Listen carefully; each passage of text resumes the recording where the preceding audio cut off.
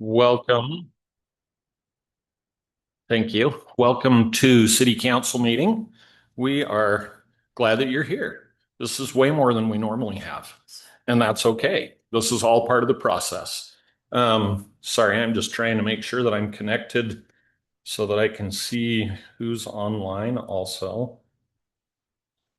One second.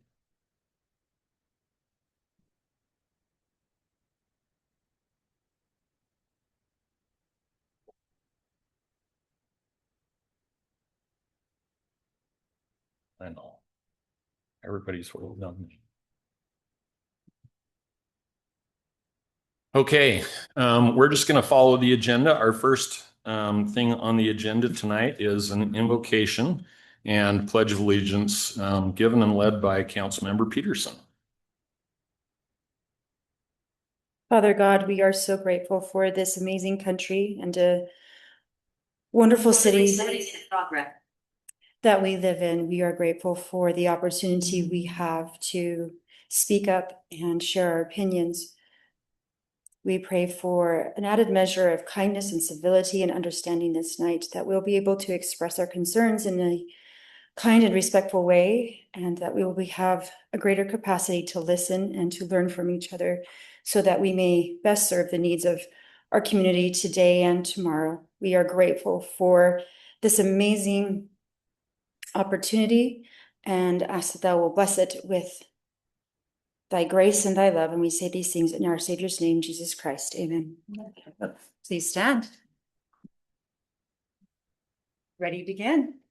I pledge allegiance to the flag of the United States of America and to the republic for which it stands, one nation under God, indivisible, with liberty and justice for all.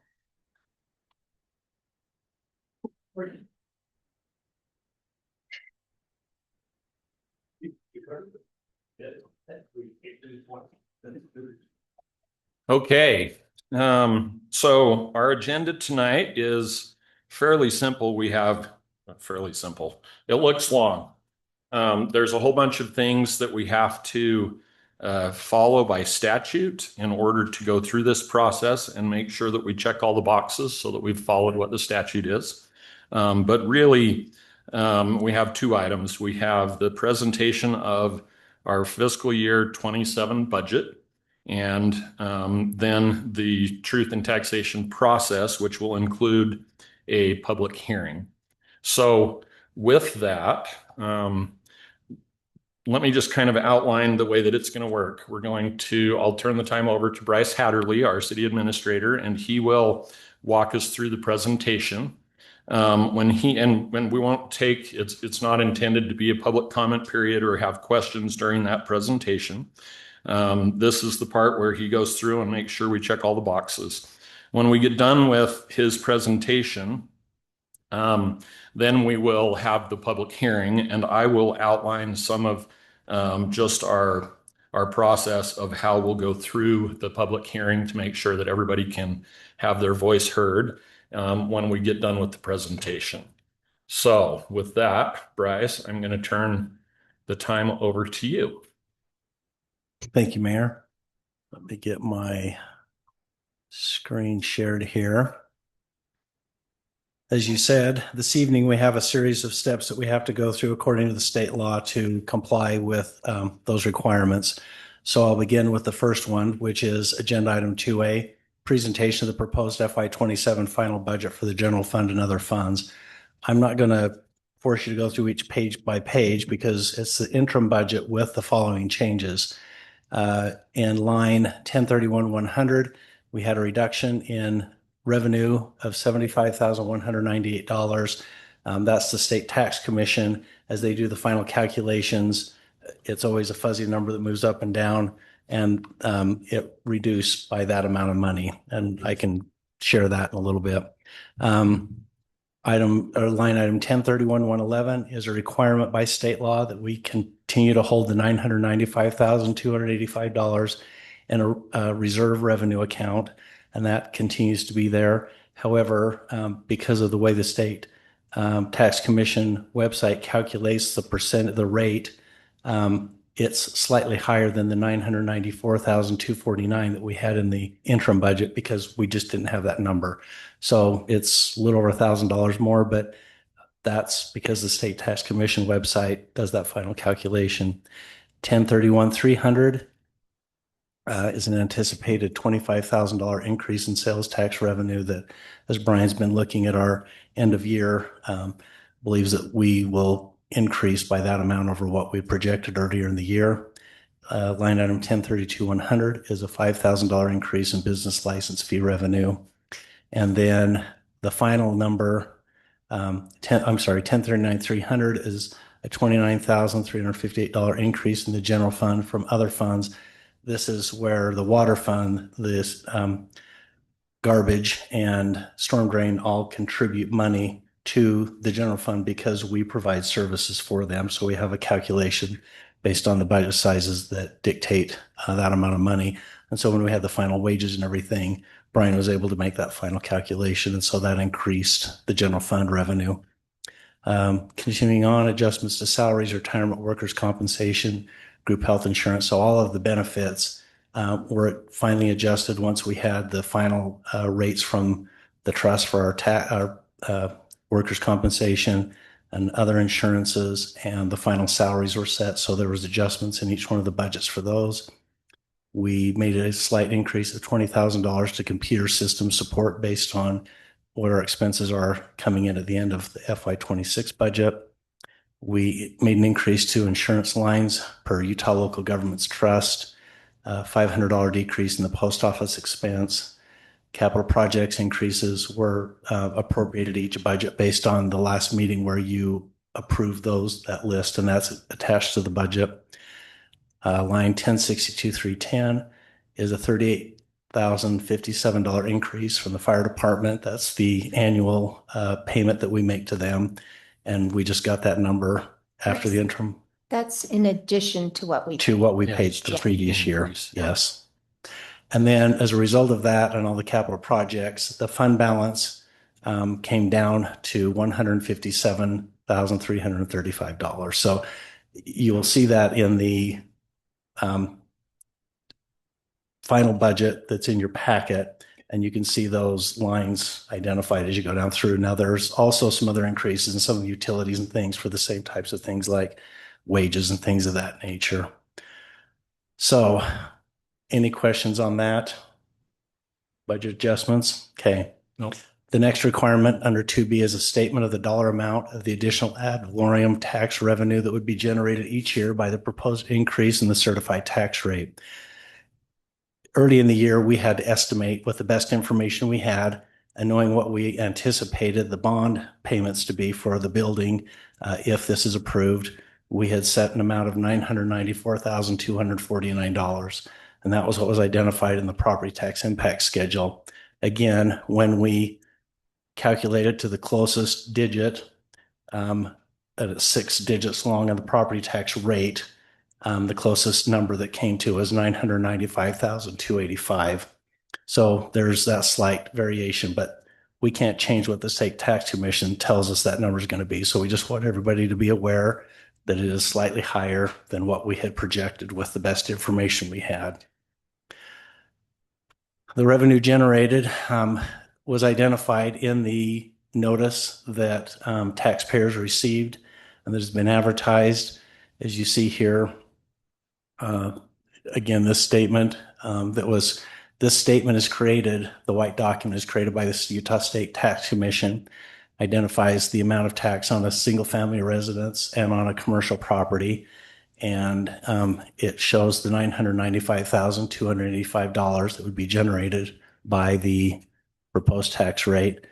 I took the liberty of creating the small table down below that shows for a primary residence what the taxpayers would pay current year if there was not a property tax increase, both for the total year and then the by monthly amount, the proposed increase and what that would add, and then what the total would be. The same for business.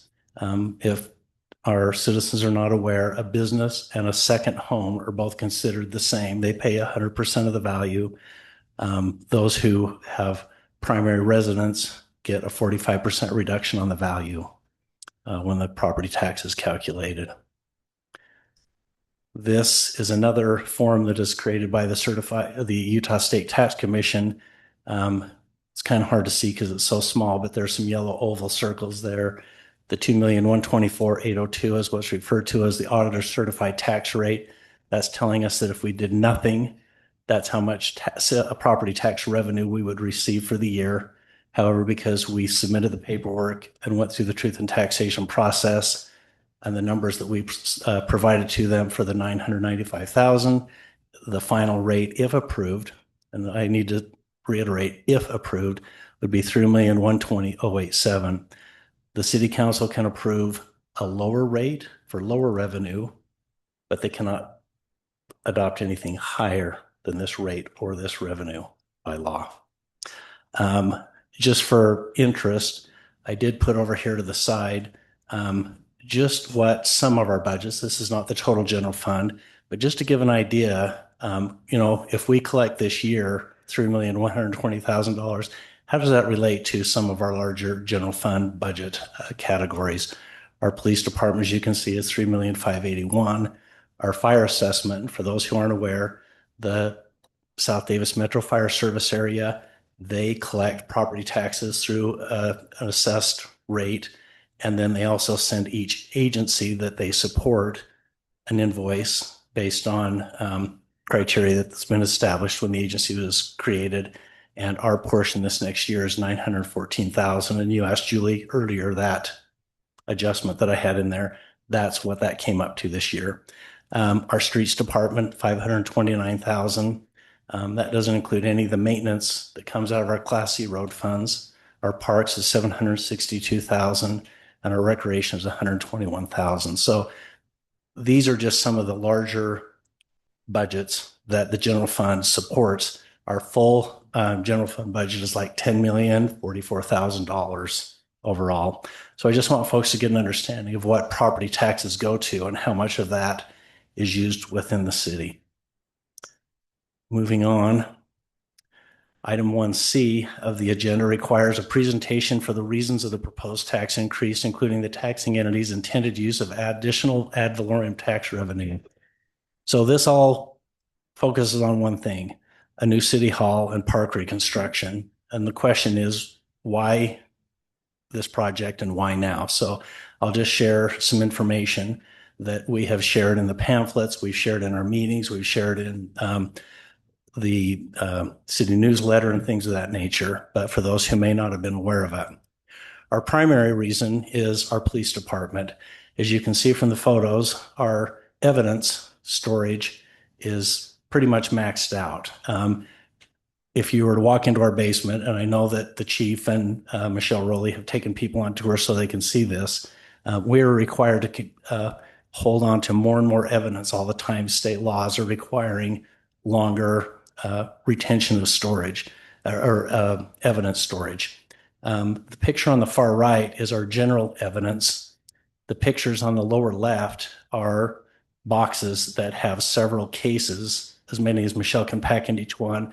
But what you can't see is those are literally stored in a storage area that has a locked door underneath the stairs going to the basement. So it's kind of a Harry Potter storage kind of thing. We're just cramming boxes in many places that we can lock and secure as part of evidence requirements in any nook and cranny that we can find in the basement. Another situation that we have in our police department is our officers are, because of that portion of the building being the earliest part of the building that was finished in the late 1960s, we have one large room that is our patrol room where our officers are literally booking evidence. And I'll move my mouse over. Here's the evidence table where they put the evidence in. Right over here is to the right of that table. You can see the microwave where they cook their meals, and the table that's across the room right here. Our officers are literally cooking and working and eating in the very same room that they have to bring drugs and other contaminated things in as they book them into evidence. And we just don't feel that's a suitable thing, but we don't have anywhere else to conduct these things. So this is part of the reason why we feel that there is a necessity for this new building. Here's another photo of the patrol room for the back corner, so you can see where the officers sit to do their reports and things of that nature. Here's the book evidence table where they have bags and boxes to put things in. And then in this corner over here is where the microwave and plates and things like that are. So again, not optimal conditions for people to also bring suspects in for blood draws, for DUIs and things of that nature. We have 2 detectives right now. They're working on these small desks. Again, you can see they have to put their printers on the floor. They have their vests and things on the floor because we just don't have enough room. This office area was originally intended to be the window into the interrogation room where they would take suspects in to question them. Again, we're using rooms the way they weren't intended. And our interrogation room is normally filled with boxes of storage and things of that nature. So we're just working over ourselves to try to accommodate things. Another example of this is downstairs. We have rooms starting up here in the upper left, and then in the center and to the right are, well, actually in the bottom left is one room where all evidence has to be brought into for our evidence clerk to enter it into the computer, make sure everything's correct, and then to move it to other rooms where it's stored. We're supposed to have a drug room, a weapons room separate from the general evidence room. Chief might be able to explain what the reasons are for those separations. But right now, because of the way our basement is structured and there's just no other way to change it, we're moving evidence back and forth between things. And so there's what's referred to as a chain of custody. And so a future building would allow all of those things to be in a central location. And then within the evidence room, we can create separated rooms for drugs, weapons, and valuables so that we comply with the optimal intent of the state law. Chief, is there anything you want to add to that? No, it's just the nature of the weapons. They need to be secured separately away from the drugs for obvious reasons, and that's the intent of the state law. Okay. The other thing to remember is that, again, people think, well, you seal everything up in a bag, but we have marijuana, we have methamphetamines and all types of drugs that we don't always know what those health effects are. And we don't have an air evacuation system in that old part of the building. In fact, we don't even have heating and cooling ducted into the basement where we have 2 of our sergeants. And so, again, we don't know what those effects are, but we feel it's important that we start to make those changes. In the bottom right corner is another room on our upstairs where you can see that we have boxes for evidence storage, other things that need to be used by patrol officers. And so we're just making do with the room that we have to function the best that we can. So our police department is an area that's severely struggling because of the lack of room. We also have not all of our weapons, but a large majority of our weapons that would be used for specific and specialized police actions. They have to be kept at the Public Works building in a secured room because we don't have room for that here. And we also have to have our gunsmith. We have an officer who is the gunsmith who has to take weapons down there to work on them because we don't have room here for those things to be worked on. So again, it's not optimal that we have to keep those weapons under secure lock and key, and we don't have room here in the building for that type of storage. We also have to take vehicles and things of that larger types of things that have to be stripped down for evidence searching to the Public Works building. So again, the new building would have a location in the building where those types of things could be done here, and it keeps the chain of custody of evidence more secure and without question of how it's being handled. The current building, again, as I've mentioned, we don't have any more room for PD growth. Our admin, all of our offices are filled in other spaces. I mentioned no heat or AC in the basement of the PD offices or ventilation. We don't have a fire sprinkler in this building. So if we did for some reason have a fire, it could be a potential complete loss. The building is not designed for the current seismic restraints and earthquake codes. We have subsidence in this area where we are noticing the building cracking and moving in places. Adequate meeting and training space. our police department has to go down and use our public works space for training. Our IT is literally a closet right here behind the council chambers, and we don't have room for storage of IT equipment that we need to. I mentioned reliable AV system. That's the sound system here. Every Tuesday morning, we have to come in here, and if Sam and I, or Curtis and I can't do it, Sam has to come up and do a Jurassic Park start to get the system working for the court clerk. So it's taking hours of staff time, and we've had the people come in, the contractors, to work on it, and they're doing the best they can to work it. But they've explained that because we're trying to run our system from two different locations, we're causing the system not to work the way it's designed or intended. So that's another thing that would be resolved in the new building. We don't meet all the ADA accessibility requirements in the building. I mentioned our interview and interrogation rooms. I mentioned the PD weapons storage and the separation of weapons and drug evidence and the evidence storage, ventilation. We have chemicals that our officers use for cleaning their weapons. Right now, that's just in the end of a hallway in the basement. And so, again, we have odors and things that are going through the building. Our HVAC, we've had several times when large sections of the building, are not working. We had no air conditioning in the admin here earlier this summer. The police department's gone for a couple of weeks without heat. So we've brought in portable heaters. So the whole building is not on one heating furnace or air conditioner. It's on several, but if any one of those go down, large sections of the building quit functioning.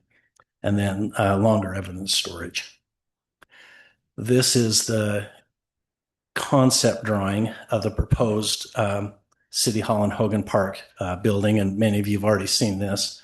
So what are we doing for the next 50 years? This street here is 1500 South, here's 800 West. So the proposal, again, is a cost savings, and we've seen schools and other government agencies do this, would be to leave the current City Hall in this location so that we don't have to relocate.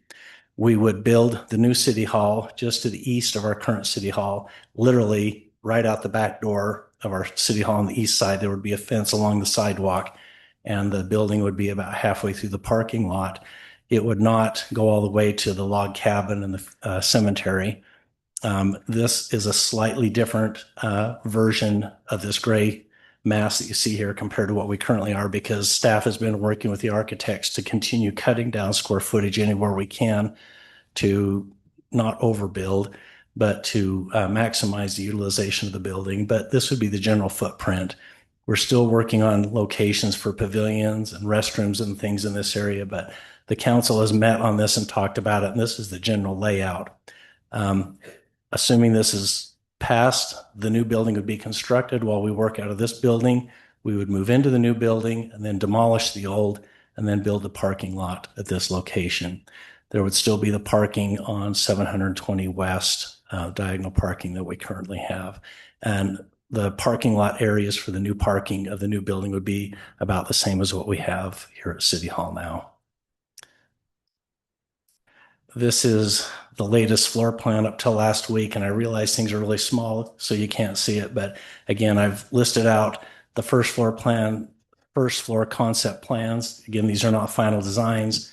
One of the things that was being discussed is the size of the community room, and that's this room right here. And this would be a room that would kind of be like a Holmes family room that would go down to a covered patio so that events and things could move back and forth. The council made the decision at the last meeting to cut that down to 3,500 square feet from 4,000 and remove this center partition door. So again, we're trying to right size the building, but also leave ourselves room for future growth. We've accommodated the judge's security issues. We've allowed for a larger kitchen than we've had in the past, and even larger kitchen than we have in the Public Works building to accommodate summer recreation, cooking activities. If you just seen the number of children in our Public Works kitchen this morning as they were all in there learning how to cook things, they were just standing on top of each other. So this would allow recreation programs to function here at City Hall and to have more space for those. It also allows for a classroom for the police department so they can do their training and things here and not have to travel back and forth. This building is also being designed to meet the Emergency Operations Center requirements for earthquake soundness and backup generator power and things so that in the event of a emergency or catastrophe, this building could function on independent power. As I mentioned, for the police department, we're doing things with larger offices for the detectives, the sergeants. They're not going to have independent offices. They'll be combined into one room, the detectives in one room, sergeants in another. The patrol room for our patrol officers, we're allowing for more locker space for them. So again, we're not trying to build this large behemoth building. We're just trying to make sure that it can accommodate the needs for the anticipated growth going into the future. I'll point out that after double checking our plans here in the current building, our chief and our assistant chief's offices are smaller in the new building than the old building.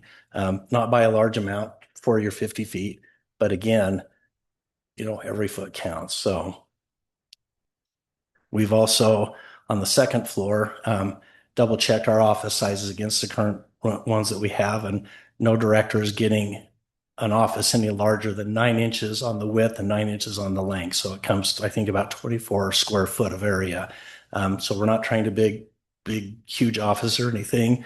The mayor's office is going to be shared with the judge's office, so that we're trying to make sure we don't have rooms just sitting empty, but we also have a conference room upstairs.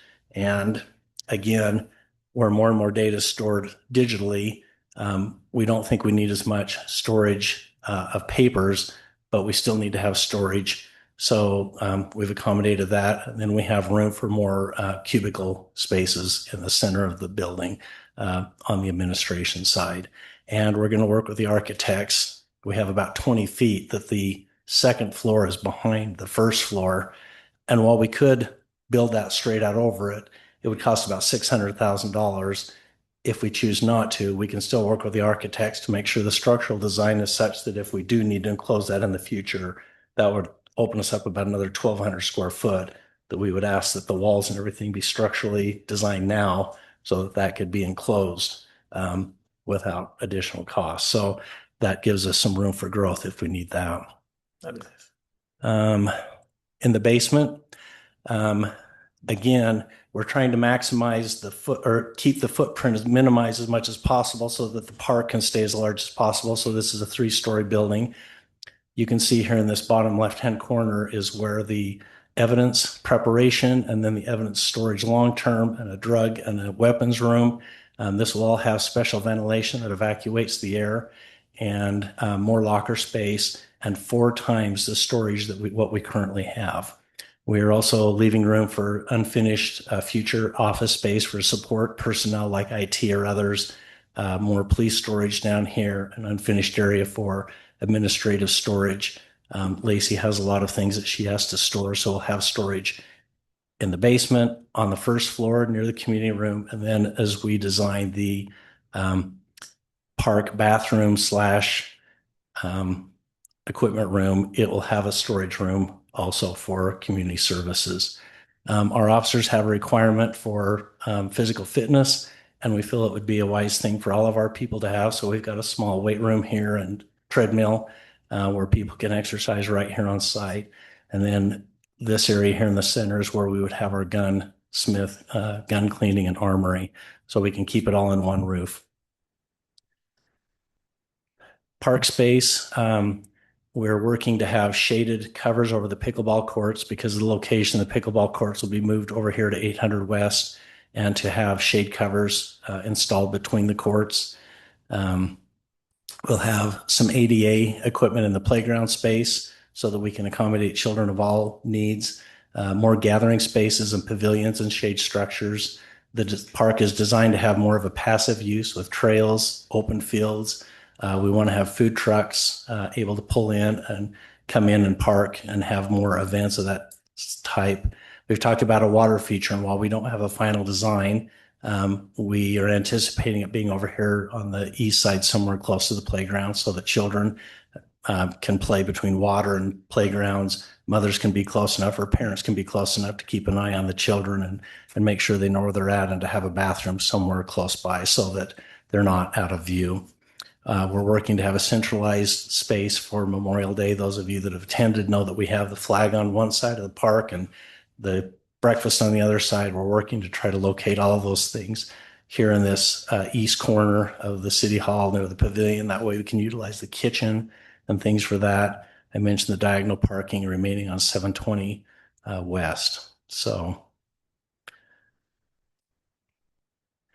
during Memorial Day, we had these boards, and they're out in the foyer, that identify the reasons why it's actually cheaper to build a new building than it is to rehabilitate the current building. And we've used Hogan Construction, who has been contracted to be our CMGC contractor. And we had them do an evaluation of this building.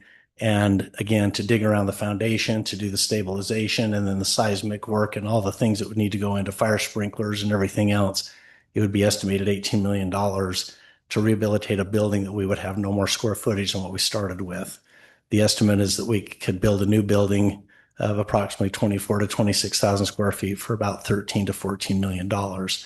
I know that's a hard thing to understand, and it was difficult for me when I first got into government to say, well, if my own home, I would just wait, save my money, and build an addition.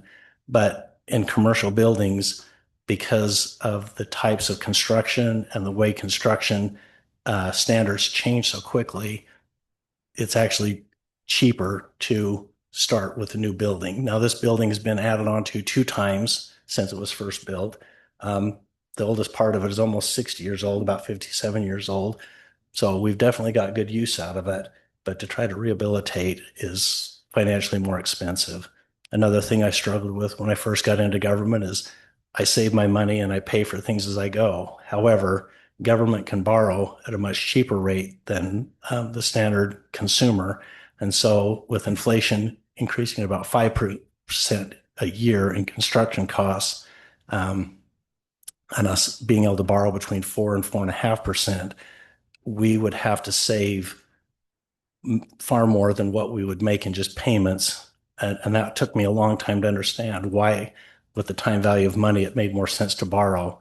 Ryan, you've dealt in finances for years, so you could explain that a little bit more. But we would be losing ground for each year that we wait rather than moving forward today.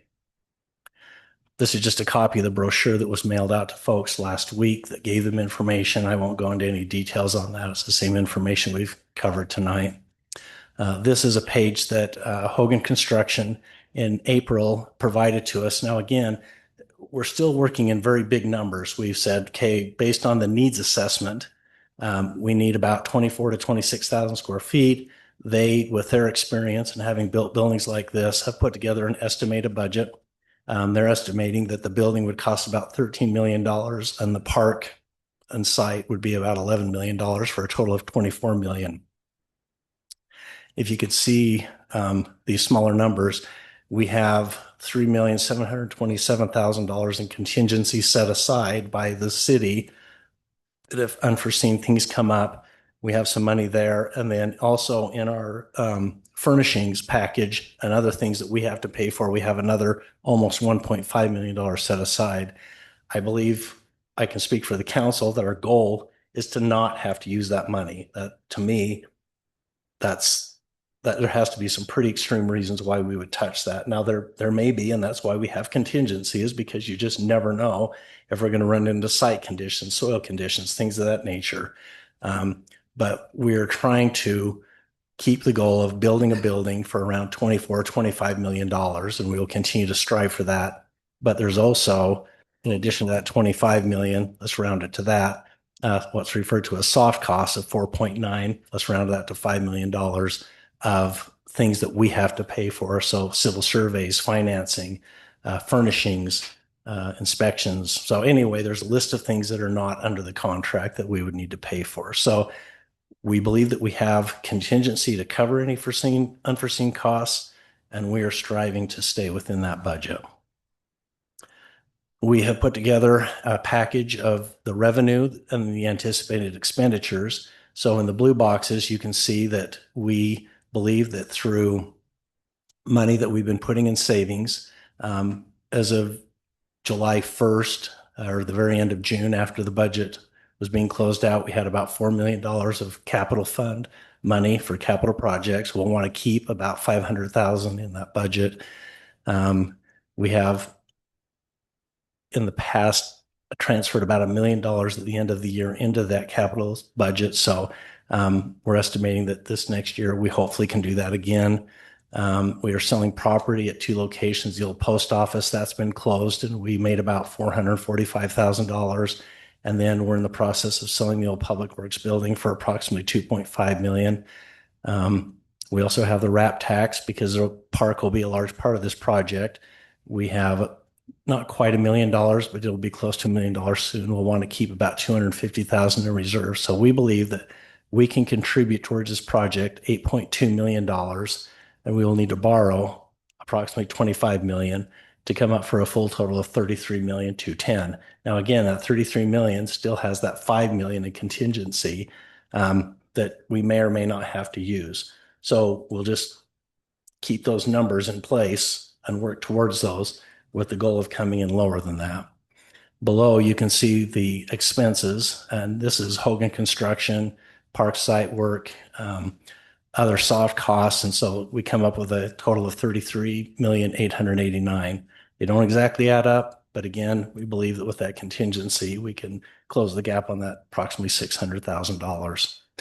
Also within the financing package, the debt service, we have funds currently with the road bond money that we're paying, that if we enact a transportation utility fee, we can make up $250,000 of that. We have RAP tax revenue that's almost $600,000 a year. We estimate it'll be $600,000 in this next year. We could apply as much as we want, but we're right now just estimating $350,000 of that towards bond payment. And then this proposed property tax increase of $995 would bring us to $1,595,000. And then again, the bond payment would be approximately $1,592,000. Now, if anybody that's keeping an eye on the news knows, bond rates are going up and down all the time. So we're just continuing to stay in touch with Zions Bank, who's our financial advisor, and asking them where they anticipate those rates. And we won't know the final until, if the tax increase is approved, we go out on the open market and find out what we can get the bonding for. Okay, in closing, people have said, well, what does the city council know about buildings? And I took a little liberty of looking at your information on the website and what I know of you. I think we are at the best time with the group of people that I know to really work on this project. And I've just took the liberty of putting down your credentials. If I've made any mistakes, please correct me. But as you can see, Ryan, you're educated in government finance, and you've worked in government finance for years. You've done capital projects and worked with multiple boards. Eric Jones, a licensed architect. You have extensive project management experience. You've served on the Planning Commission Board of Adjustments, and you're also a small business owner, so you understand how this affects our small businesses. Julie, you have worked with our police officers closer than anybody that I know, and you've witnessed and seen what they're dealing with on a regular basis. You also have experience in the elementary education, and you spend every month with our senior lunch bunch, so you know what their needs are. Jim, yes. I'd also add that I am a small business owner and I am a licensed general contractor. Thank you. Yeah, I was trying to keep things within space, but both excellent points. Jim, you have extensive economic development background. You've worked for the state of Utah and helping to bring businesses to the state of Utah. And I know that you're helping us as a council member identify things that we can do with the airport and other things. Your understanding of business and what businesses rely on in government services is phenomenal. You're also a small business owner. You've had experience in that, and you're a certified government finance manager. Not a lot of people have that kind of certification. Rachel, you have, I don't know how many decades, and I don't want to date you here, of education experience. You understand about childhood development and the importance of experiential education for children. So, we've had many conversations, you and Julie, about what mothers are looking for children, the importance of children having these experiences. So again, I just feel it's this wealth of knowledge. Wally, your IT background, you see things from the perspective of a retired citizen. You have extensive knowledge in the CERT program. You're active in the mental health and suicide prevention organizations. I just want to compliment each one of you for what you bring to the table as elected officials that I don't know a lot of people realize and know. Um, in my case, and I know that our staff, I could go on about each one of them and gush about their knowledge, but my background is I started out in commercial construction and did that for 10 years, 6 years. Anyway, took that, became a building official. And then during my close to 30 years in government, I've been involved in multiple construction projects, building buildings, new buildings. So I think that we bring a vast wealth of knowledge to this project to make sure that we're using funds correctly and protecting the citizens' dollar. The other thing that we've done right is we put together a bid package for a construction manager, general contractor package. Some people might call it a design build, where we hired an architect and a contractor at the same time. And we've made those two firms work together from the very beginning through what's referred to as a needs assessment to say, what do we need? And are we sizing it correctly? And then what is the price going to be? That's allowed us to make adjustments as the contractor says, well, we can do this cheaper or this will work better. And they're at the table every week as we're working through this design process. And so it's a very collaborative process, much better than a design and then bid it and find out you can't afford to build it. And I've witnessed that. So I think we're using the most efficient system and one that the state of Utah and other agencies are using regularly. There's been some questions about wages. And so I just want to put to rest that all of our staff have each year, we look at the COLA, cost of living, that's set by the Western region based on economic factors. This year was 2.4. I think last year was 2.4. All employees receive that COLA. That's to keep their wages on par with inflation. And then if they meet the requirements of their job under satisfactory performance, then they can receive a merit increase. And we have a plan that has steps. It's not based on years, it's just referred to as steps. And those steps, depending on where they're at, start out at the bottom at about 4.1% and at the top go to about 2.5. So all employees are receiving the same merit steps as everyone else. So an inference that directors are getting bigger wages, well, 2.4% of a director's wage compared to 2.4 of anybody else's wage, it's always 2.4. And where they're at on the merit steps, it's the same percentage. So I hope people realize that our directors are not getting some big fat wage more than others. The dollar amount's higher, but it's always the same percent. Also, just want to make sure that people understand that we have a wage survey that was done by an independent company, and they provide data to us each year that we refer to and make sure that our wages are staying comparable. And our goal is to stay in the middle of the pack, not the high and not the low. And so we use that data each year. That company is Personnel Systems and Services. And so we use that. And I've left a list of the cities here that they chose to make our market-based wage evaluations. Some people say, well, you should only find cities that are the same size as you. Well, there's not a lot of cities in the state that are exactly 11,000 to 12,000. But we also have to look at that we're not competing against those cities. We're competing against the cities around us that want to steal our employees. So it's an amalgamation of these, and then we work to find the median, and that's what we're using to set the wages. But it's all done by the assistance of a third party that helps us put that data together, and then we evaluate it annually. So people can have their opinion, but I think we've done a very good job of using the same system that are used in most of our Utah cities of making sure that we're paying our employees fairly. And I think we've done a good job because when I first got here 4 years ago, we were losing employees, police officers like crazy, and we had to make several wage increases. We are now fully staffed with our police department. And so I think that's a credit to the council's support of making sure that we're compensating our employees fairly and accurately. Bryce. Yes. I just want to make one comment there. The company that we use, as we used them for that wage survey, they went through and evaluated each position, the job duties, the different requirements of those positions so that they could compare those same positions with a like position at another agency. It might be that at our agency, at our city, we call them one thing. At another city, they may call them a different job title, but they may be doing the same duties. And so rather than just say police officer and police officer, they look at those individually, the way that we have them categorized, and make sure that it's the same at the other city, not just based on title. So as we did that, they took this all-inclusive look of all of our employees and mapped them out, and then compared them with the similar employee at the other cities, not just similar in job title. Thank you. Good point. And yes, there's a lot of science and research that goes into all of that, and we take it very seriously and we evaluate that. And there's times when some wages in some areas are increasing faster than the market, so we make market adjustments. But I would say during this last year, we did not find the need to make a market adjustment with any of the wages, which again tells me that we're staying kind of in a sweet spot in the median. And so very pleased with how that's going.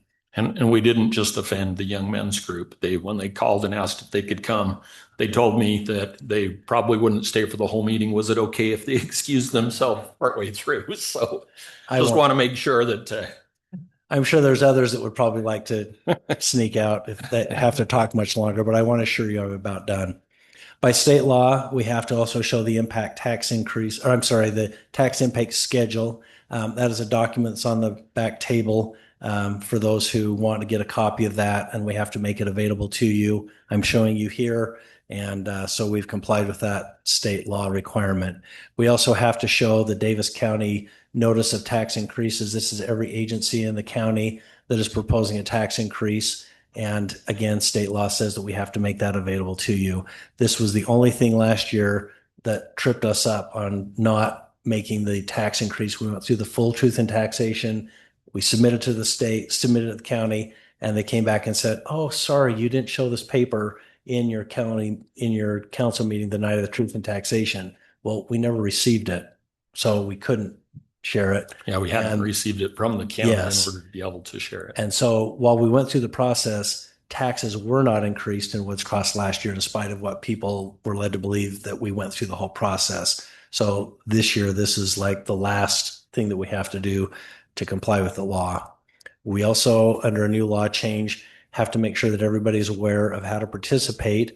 And so Annette and others put this notice together that was on the website, and it tells how you can participate here in person tonight. You can participate virtually by signing in on Zoom, or if people want to email, they can also send an email, and that's down here at the bottom of this. And you email to ap@woodscross.gov. And then on the pamphlet, there was my email.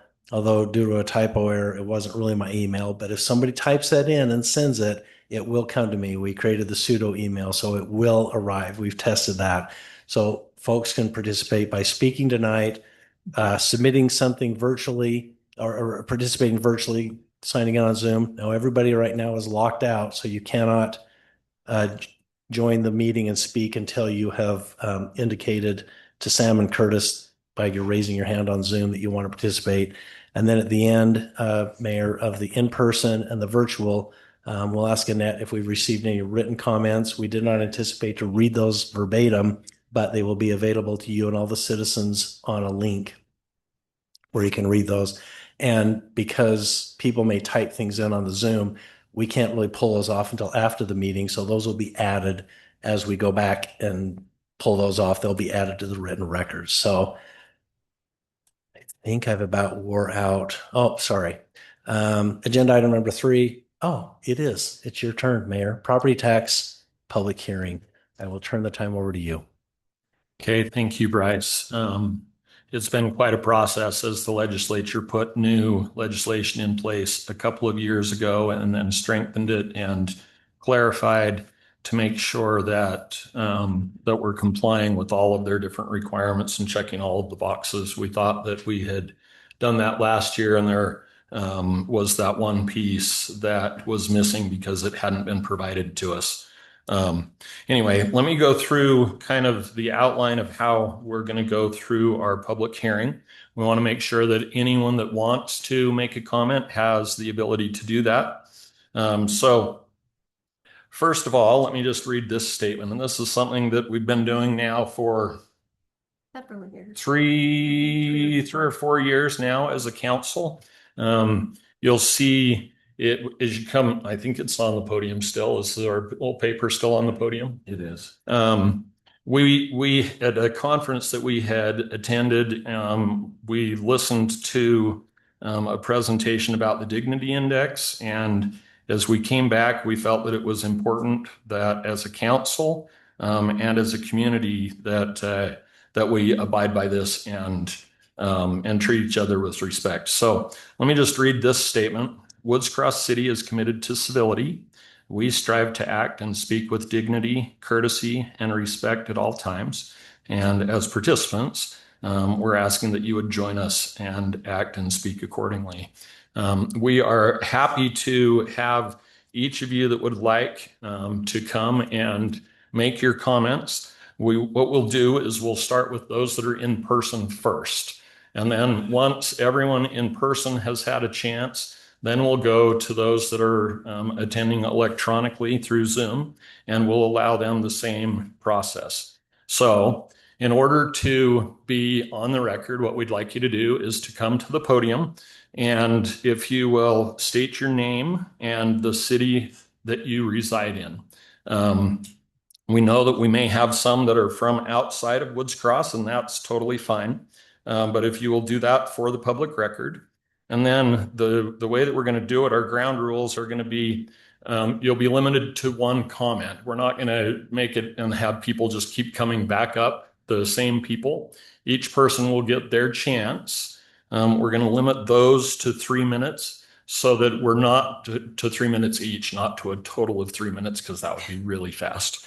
To 3 minutes each, just so that we can keep it moving and so that we can eventually go home and go to bed. But we are prepared to stay as long as we have people that have not had their turn that would like to make a comment.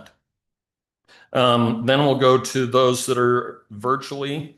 Again, Bryce has said that if people that are online would like to make a comment, or even, I guess, if you're here, if you don't want to come up and make a comment, you're welcome to send an email to AP, like Apple. Without the pool. AP at woodscross.gov. And we'll get those at the end of the meeting. My suggestion would also be, if you're going to make an electronic comment through typing it out, my plan would be to have you again make one comment, not a whole string of comments, just so that we can keep them together and keep them concise. I'd also just request that we keep a good decorum. We're here to listen. It will make it easier for us to listen if everyone else will listen while someone is at the podium speaking. I don't want cheering and applauding, and we will understand if you agree with that person by what you say. We will not interrupt. We will listen while each of you speak. You may see us taking notes. We're not ignoring you. We're just writing down some notes so that we have some something to jog our memory as we think about things. And then at the end, once we close, and again, it's not intended to be a dialogue back and forth. This is your time to speak and our time to listen. We'll take some notes. At the end of that, then I will turn the time over to the council, and if they have comments or clarification or anything from what they've heard, then we'll have that discussion. At the end of that, we do have the possibility of an action item, and that action item would be to go ahead and adopt the certified tax rate and approve the budget. Now, with that, as Bryce mentioned multiple times, we have the ability to go up to that percentage amount and the dollar amount that was noticed. We can't go higher than that. That's our ceiling, our cap of what we can go to. That 990, what was it? 995,000 and some change. We also have the ability to go lower than that. And so that will be things that we consider as we listen, as we hear comments, and as we have discussion. There's also the possibility that we may want to stew on it a little bit, not make a decision tonight. If we get to the end of the night and after our discussion, we're not feeling ready to make our decision tonight, then what we'll do is we will have some discussion about when we would do that. We have to do it between now and the end of August. Sorry, I'm getting a little dry. By law, we have to have those in place by the end of August so that it can make it through the process. So we would have another meeting 2 weeks from tonight. So I'm betting as long as we would have a quorum that if we don't do it tonight, we would do it on that night. I can't say that for sure because I haven't asked everyone on the council if that works. But so we'll get to that point and kind of feel where we're at as far as that decision tonight. And we will let you know before we close the meeting.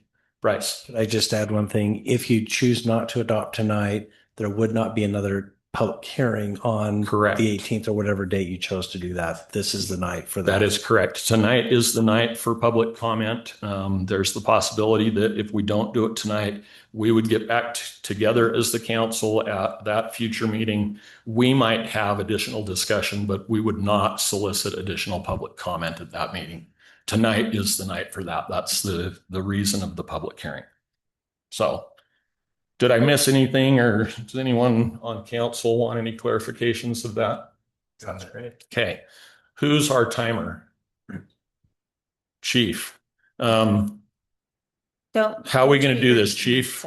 When they've got 15 seconds left, do you want to make a motion, something to where they know they're coming up on the end of their time? I can do that. Okay. I just don't want somebody to get flustered at the end because all of a sudden we cut them off, and we want you to be able to say what you'd like. When we get to the online folks, we're not going to just make it so that everyone can take themselves off mute. What we'll do is there's the ability to raise your hand, and we can explain more about that when we get there. But for those that raise their hand, then Curtis or Sam will go through and unmute that individual, and we'll let you do that when we get to that point. So, okay. With that, we'll go ahead and open the public hearing. If there's someone that wants to get us, Dennis looks like is going to get us started. So again, don't be offended if we're up here taking notes. Good evening, Woods Cross City Council. I'm Dennis Hooper. I live on 1250 West for the last 34 years. And I would like to quote some statistics from the U.S. Census Bureau that I looked up concerning Woods Cross and why I'm against this increase. The estimated population of Woods Cross for 2026 is 11,432. The last census in 2020, the population was 11,371. That's only an increase of 61 people. The current rate of population growth for Woods Cross City is 0.03, less than 1%. Long-term estimates growth of 2%, which I think is really stretching it. Everybody that would currently own horse property or vacant property would have to sell to a developer, and that's not going to happen. The poverty rate in Woods Cross is 4.8%. That means there's 549 people in this city living in poverty, and that's based on the population estimate of 2026. Woods Cross property tax rate is currently the highest in the county at 0.62%. According to Google, this building originally was built in 1968, and the flyer says 1969. So it's either 57 years old or 58 years old. It's not 60 years old like the journal that came out in the City Journal. And it's not close to 60 years as in the newsletter. As per an article in the City Journal, preliminary cost for the new City Hall and the park was $33 million. The newsletter says 18 million. And now, according to this meeting, it's 25 million. That's really not good information to put out there. Woods Cross is a very slow-growing city with a limited area for development unless large landowners decide to sell. Yes, the police department needs more space. I agree with that. We have a large gathering space in the Public Works building already. We don't need another one. Hogan Park is just fine. I feel Hogan Park is just fine the way it is. If you do anything as the drawing shows, it's going to lose its current character. The city paid $1 million or more for the DeLuna property on 1500 South next to Mills Park. No development is mentioned in this plan of that property. 20 seconds. 20 seconds. Oh, okay. I was a convention delegate for the county. I'm not going to mention which property. It came up many, many times about people that are on fixed incomes that can't afford tax increases, and this would be one of them. And thank you. Thanks, Dennis.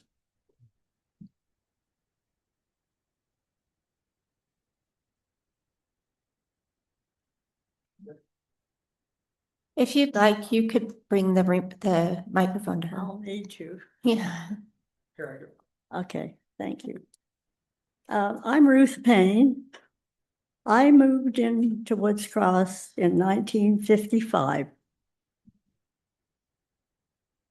I have been involved with the city in my younger years until I couldn't walk. Anyway, I just want you to know that I was here when this building went up. My husband was on city council at the time. The mayor was Walter Moss. And it was a thrill to see something go up on this property. I'm thrilled to see what the city does. I've been pleased. I have not been a great critic because I've tried to be involved so that I, could learn from all of you. But I just wanted you to know that I'm for the tax increase. I want to see the building improved. I want to see Woods Cross improved. And I think where you want to build it is perfect on this spot because it used to be the middle of the city. Now we're on the tail end. But it's fabulous. And I love the park. I've worked with recreation. I've worked with the kids. I've loved the city. The police people have been great. I just don't have any complaints. I know that we have to raise taxes. I know we enjoy everything we get from it. And I just want you to know that there are still people here who admire and love this place.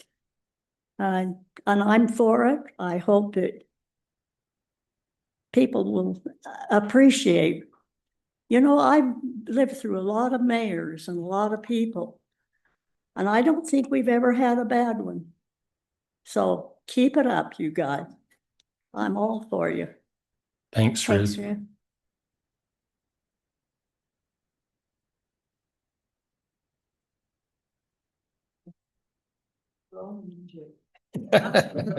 But she said. She said, throw me in jail. I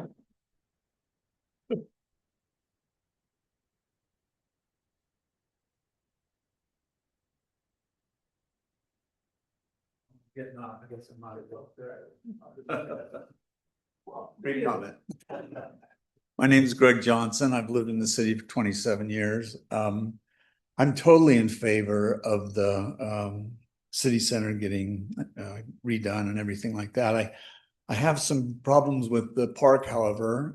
I noticed the park plan, we're getting rid of the baseball park, and that kind of bothers me because my children had great memories. I see people out here, and like this brother said back here, I don't think we need to fix the park. I noticed too, the way it's configured, it has all these bushes around in a circle, and it just Those seems are like it's not. trees.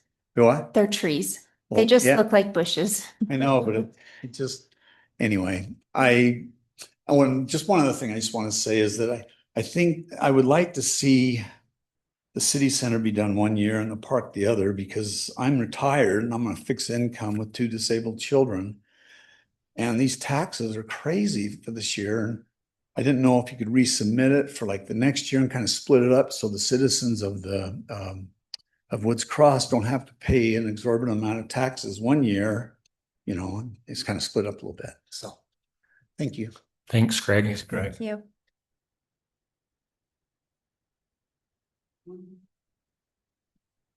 Hi, I'm Ron James. I live here in Woods Cross. I think that the proposal as is should be tabled. And the reason why I say that, it's because I believe that this community deserves a separate police department, their own building, and to be able to organize all that and have the space and everything, because I do agree it's totally overcrowded. But I think there should be a separation there, and I think that's long overdue. Most communities do have that with their judicial area and police departments separated that way. I also believe that, you know, proper planning prevents poor performance. I mean, it's an Army anachronism. Some people might understand, but I don't think we've planned properly. Meaning that this is not a surprise. We know we've been busting at the seams for how long? And this is not a surprise. So now all of a sudden it's bam, we're going to hit the tax code higher, and we're going to do all these things. When incrementally we could have increased those taxes year to year to build the war chest we would have needed to do these things we want to do now. And I just think that the planning just was not there. I think we need to reboot this thing, understand what the priorities are. And the priorities, based on what I've seen with the presentation, all lie in the people that serve and protect this community. And we should keep that separated, and we should give them every opportunity to have the facilities they need. And that's my take on it. Thank you. Thanks, Ron.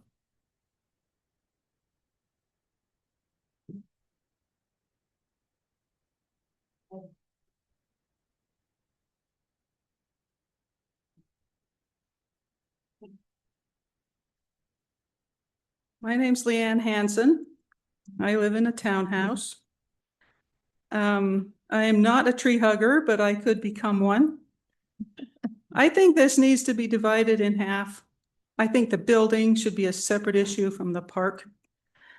Just regarding the park, it just seems like everything you're doing is tearing up what's already there and then moving the same things a little different place. We currently have parking and a pavilion and pickleball, basketball, restrooms, playgrounds, and we're going to keep all that stuff. We're just going to move it all in a different place, which is just a lot of money. And we're going to lose baseball, like Greg said. We're going to lose a lot of shade, and we're going to lose all of that open grass that's right there. I think if we have to rebuild a building, I think it should be on the location where we are right now. And I think the police, if they need another building, it should be somewhere else. I like this city. I like this park the way it is. There's big trees here. There's a pavilion that you can park close to, and you can have shade. There's shade on that pavilion right now. I think that's one of the biggest things about a park, are the trees. And this plan is just going to tear them all down and plant new ones, which will be great in 20 years or 50 years when we're all gone. And I know that some of these trees on this side are going to be retained, hopefully, but they're going to be on the front side of the building. I mean, people aren't going to be using the front side of the building for any of their activities. That's just going to be an ornamental part. Also, the role of city government is messy. Your job is garbage and sewage and exploding refineries and potholes and nasty things like that. And a lot, I know Bryce didn't mention any of this tonight, but in the article in the paper and in other promotional literature, you know, they're talking about Easter egg hunts, pumpkins in the park, Santa Claus, baby showers, weddings, birthday parties, even concerts. Please don't do concerts here. This is way too close to where people live. I think the city needs to focus on city things, build a building that's adequate to city needs. You're proposing a 46% tax increase. And these are all the people that showed up. This space is 30 adequate. seconds. What? This space is adequate for what we need for city functions. And if we can use city buildings for other extraneous things, that's fine. But we should not build the building for things like Easter egg hunts and birthday parties and wedding receptions and other extraneous things. Also, Utahns are dumb. Utahns will vote for any tax. It's your job to protect us from ourselves. Thank you. Thanks, Leanne.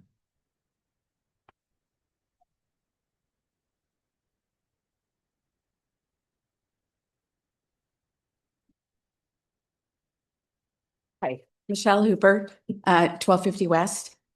As Dennis said, we've lived here for 34 years. So we watched almost all of the growth west of us, except for DeLuna's house and one little tiny house by the airport.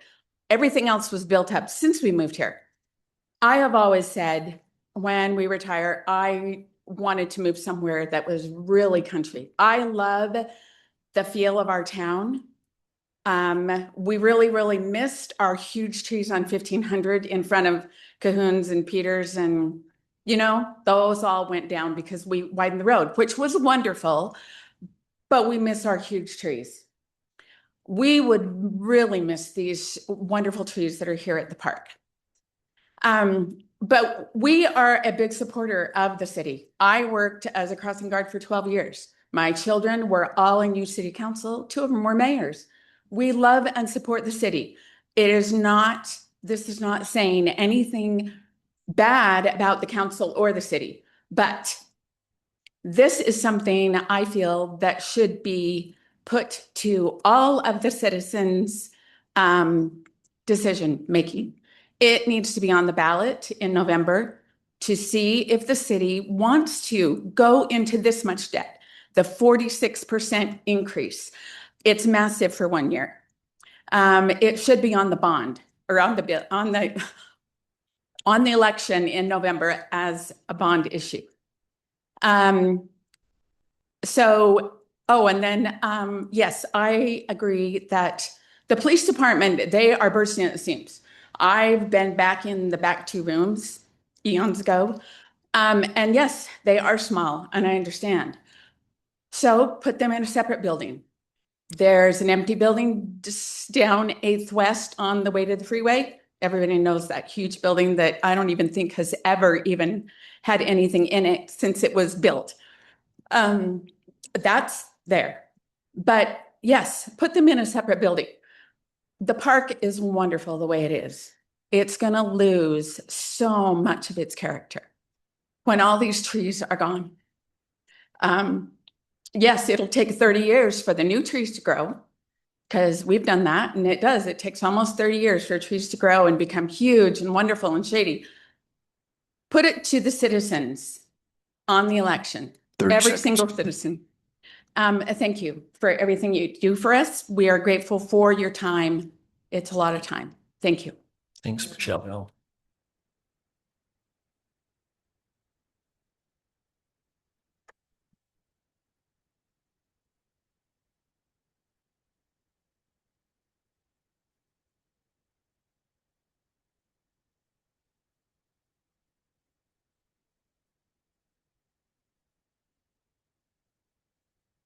Hi there. My name is Leola Mickelson. I live on Sorrento Drive, have done for 68 years.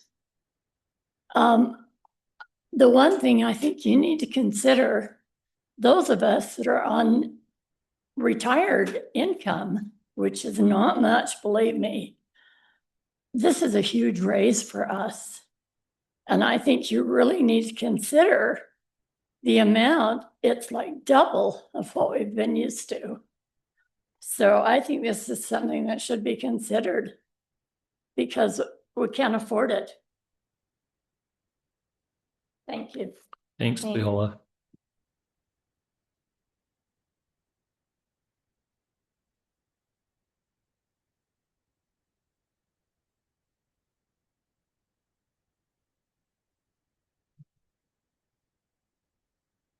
I'm Brett Cleverly. I live in Woods Cross. We've lived here for 20 plus years.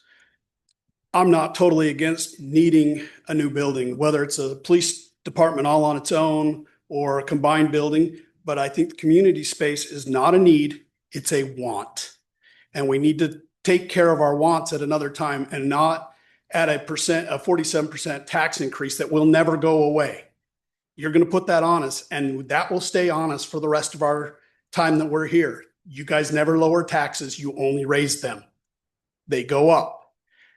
On top of the 47%, you are receiving another 3% increase because of property value increases that the county doesn't say is an increase, even though they're increasing our value on our homes another 3% on top of what you're getting. So you're going to get a 3% increase in our tax, our property tax, just based on the fact that they're increasing the values of our homes. And then you want to add 47% on top of it for a building that half of it is want, not need. I understand the need, some of the needs that the building is old, but I don't think all old buildings are bad. But there are some needs, and I get it. We need either a police department on its own or a new building that will house all that. But we don't need all the community center part. And I don't think we need to redo the park either. So it is overly being done. And that is, like I said, those are wants that are being done, not all needs. Thanks, Rhett. Margie Shank, I live just a block from here.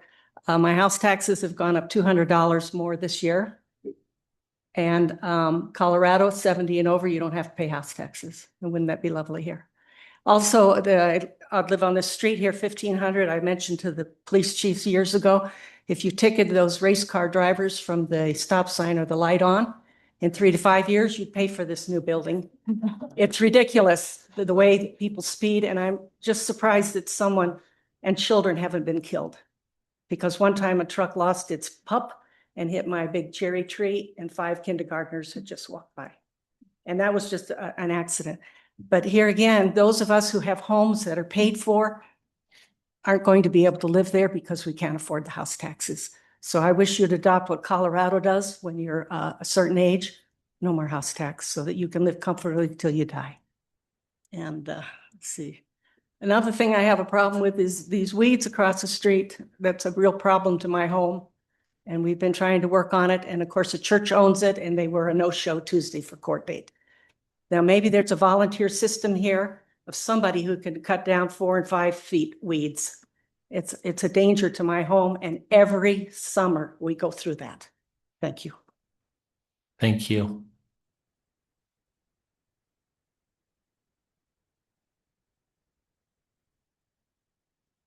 My name is Spencer McBride, resident of Woods Cross.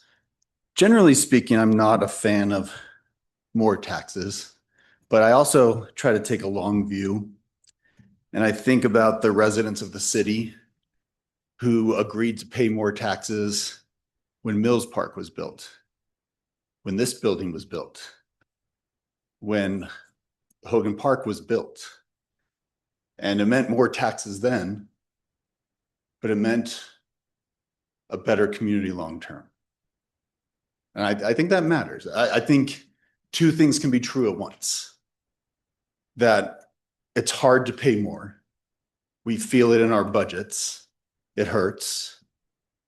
And if we do it for the right things, it's worth it. So I, for one, am in favor of this plan. I was part of the citizen group that was asked from time to time over the last couple of years, their opinions and their thoughts. And what I saw was a city council that was taking its time, that was thinking this through, that was not acting hastily. And I appreciate you guys for doing that.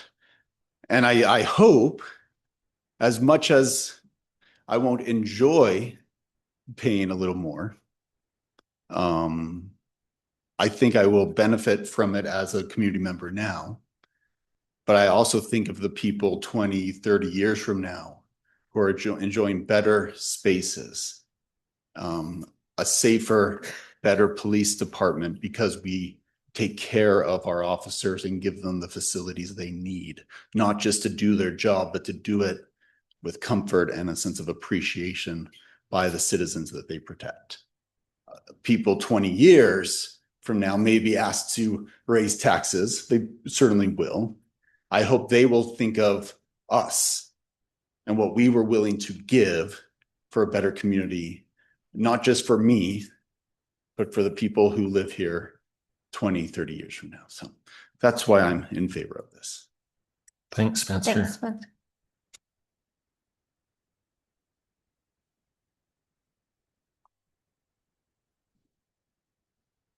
Tyler Parkin. I live in Valentine Estates. Council, mayor. Residents deserve a complete transparency picture of the city's financial decision before asking to take on a greater tax burden. A property tax increase should not be considered without first reviewing all the spending and ensuring that the taxpayers' dollars are being used as efficiently and responsibly as possible. Understanding the full cost of the government, one part of this decision is employees' compensation. Bryce, you purposely left out the wages. You alone, since you've gotten here, $201,000 is your salary with a $36,000 benefit package. The police chief, $147,000 with an $80,000, $691 benefit package on top of that. $227,000 total we're paying benefits for the police chief. Public Works Director, $143,000 with benefits package of $62,625. HR Risk Management, $161,878. Community Development Director, $157,968. This is not meant to criticize these individuals. I understand that they need to make a living, but I believe these wages are excessive for the size of our city. At the same time, residents are being asked to approve a significant property tax. The city is moving forward with a major capital project, which is, as spoken tonight, Hogan Park and the City Hall. I'm not against a new City Hall, but it needs to be within reason. And I believe that the citizens need to have a vote. I believe that you guys have started a good process, but I think it needs to be tabled. Let the citizens vote on that. We don't need a new park. Looking at the pictures, I agree that the police department needs a bigger facility for their operations to handle safely.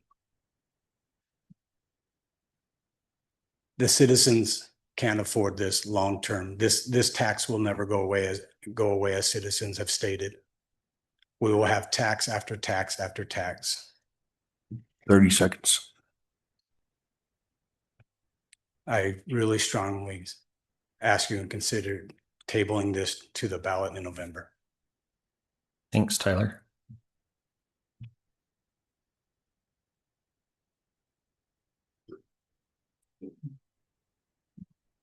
Greg Morris, Woods Cross resident. I just want to come to this at a different perspective. I think we haven't analyzed. So I only come here once in a while. I come here as a citizen for fun activities, whatever. I'm not here on a day-to-day basis, so I don't know the operations as far as what goes on where. I think we need to audit the areas being used. Are all the offices or all the spaces being used in this building? Are they every single day, are they in use? And if not, can we somehow make an alternate use for them? Also, another thing, can the police use storage in an alternate location? Does that have to be within the police station? And can that area be used for something else? I'm not against expanding the police station, separating it.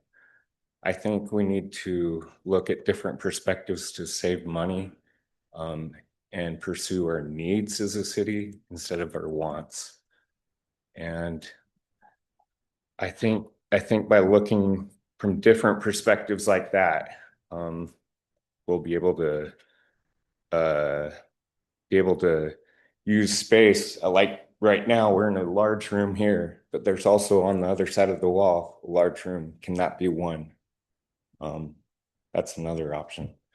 Can we put that separation in and make one room instead of two? I don't know what all the plans are. I haven't looked super far details, but we need to analyze what we're using in space and what is used on a day-to-day basis instead of just once a week types of things. Thanks, Craig.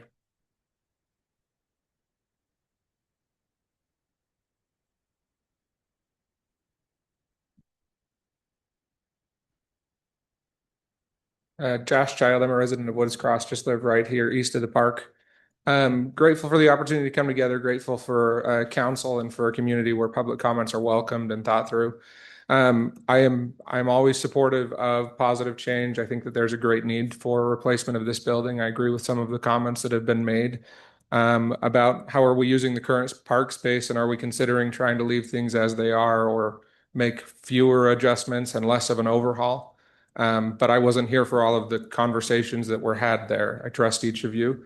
You have my support, and I trust that those conversations have been had. And if they haven't, then have them and think about them. If they've been had, I trust that they're there and there's a reason we're doing it.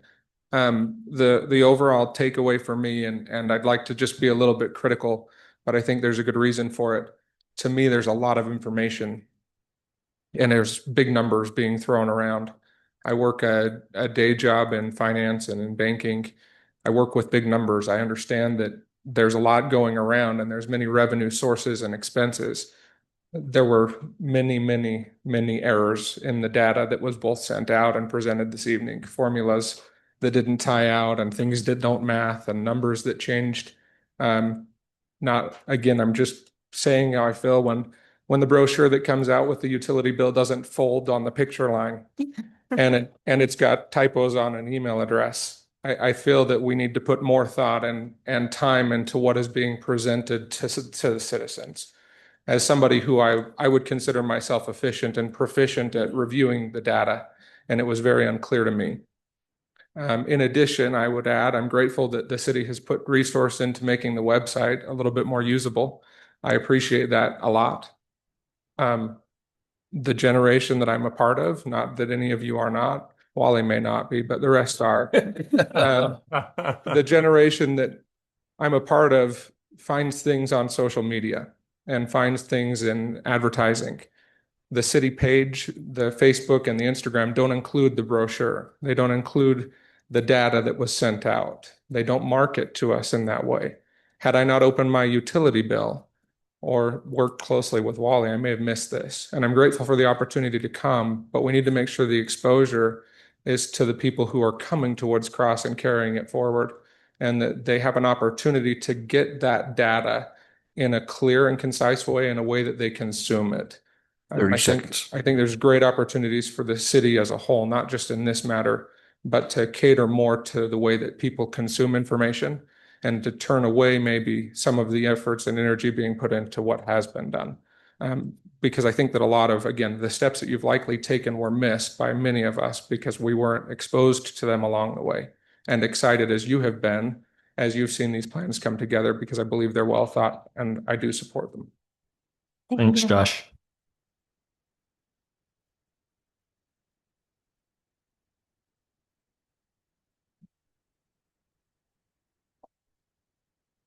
My name is Diego, live on 875 West. Been a resident Woods Cross since 97. Lived here quite a while. Will you just give us your last name also? Cardenas. Okay. So I think just looking at these plans, I think there's a lot of communication that hasn't been put out there. I agree with a lot of my fellow residents as far as wants and needs. The park is a great thing. I see baseball out here again, which I haven't seen. I've seen softball. There's a soccer field there. There's a lot of green space here that gets used. I drive up and down 1500 all the time, see kids and practices being put out here in the grass area and so forth. Baseball practices, soccer practices, so forth. Pickleball. That's not that old of a court. We want to tear it up and move it 300 feet. I mean, how much, what's the cost of that? You know, I agree. The police department does need probably its own space. You know, we built a public works building down there. Why was that not considered in that? Or maybe it was, and I'm speaking out of term, so I apologize if I am. But it just seems like the planning needs to be a little bit better. You know, the communication needs to be a lot better. I mean, 40% increase in our taxes. I got family that lives in here, retired family, that I don't know how they can absorb that. You know, with groceries, utilities, everything, all the other taxes we have to pay, you know. So I just consider all that in your guys' decision, you know, going forward, you know, and have better communication, because it sounds like there's a lot of people in this room that are confused. 33 million, 40 million, 20 million, that's a lot of money to ask for the citizens of this city to pay. It's a burden on a lot of us. I have neighbors, retired, fixed incomes, 80 years old. I don't know how they can do it. So just consider all that stuff. Consider the green space that we already have, the mature trees, the pickleball court that's already here, the basketball court, the baseball field, the playground, the foyer, all that stuff. Just consider it all. It's great. I don't know. Revamp this building. Try to do the best you can. I know old buildings are hard. I mean, I live in an old house. 30 I'd love seconds. to have $180,000 to revamp my house. But we have to be responsible with that. I just can't go and do it, you know? So just be responsible. Thanks, Diego. Thanks.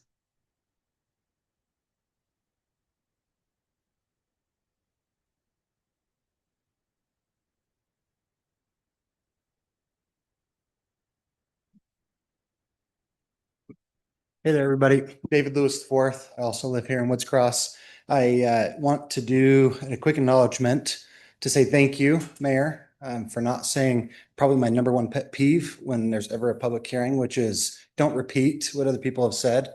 You know, we all have a voice and it's important, and hearing it more often helps show the seriousness of it. So thank you. Thank you for doing that. I've been way too many of them where they say that. I was also on the citizen group that was asked to do the parks and to look at the different things. And what we were asked is come up with ideas of things that you'd like to see. There was no discussion of money, and we knew that at the time, and come up with, you know, where would they maybe want to be, and we kind of refined it from there. Now we have the costs, and I think that the tone has changed, and the tone should change, because 46%, while none of you are probably actually targeting that number, it's still that's crazy. And you know, I like some of the ideas that have been said that I didn't even think about on splitting you know, the park and the building. And we probably should look at that. I would say that we should also look at some private solutions for bridging some of the gaps. I would not be in favor of moving forward with the proposal as we have it, both with the building and with the park. I would say that we target next year for the building, and that we do a small or modest tax increase this year. I think every person in here knows inflation's real, and we get that costs go up. However, these huge spikes are crazy. And we talked about this a couple of years ago when we did the adjustment for the taxes for the police. And we said, we haven't raised taxes in quite a while, but we have to now so we can be competitive. And then we'll just try to have it be even kill. And here we are again at 46%. So I would encourage you to please just do a small, modest one now that can increase some of our revenues, help some of that war chest as we further refine the plan. And then next year we can try to execute on that without the park. And then we can look at the park. I'm not totally sold on that we need a new park, but with that, 30 seconds. thank you. I would just like to expound when I say that we look at private solutions for bridging the gap. I don't know all the rules and laws necessarily around securing the evidence, but there's a lot of storage areas that are very secure. and there's probably some sort of private industry, and that can free up a lot of the space. It's those sorts of ideas that I've heard and that I was also thinking about that I think that we should be able to explore. So, Mayor and Council, I'd ask you to please, on the last item, table this until your next meeting to choose the tax maddest, and then next year for our full one. Thank you. Thanks, David.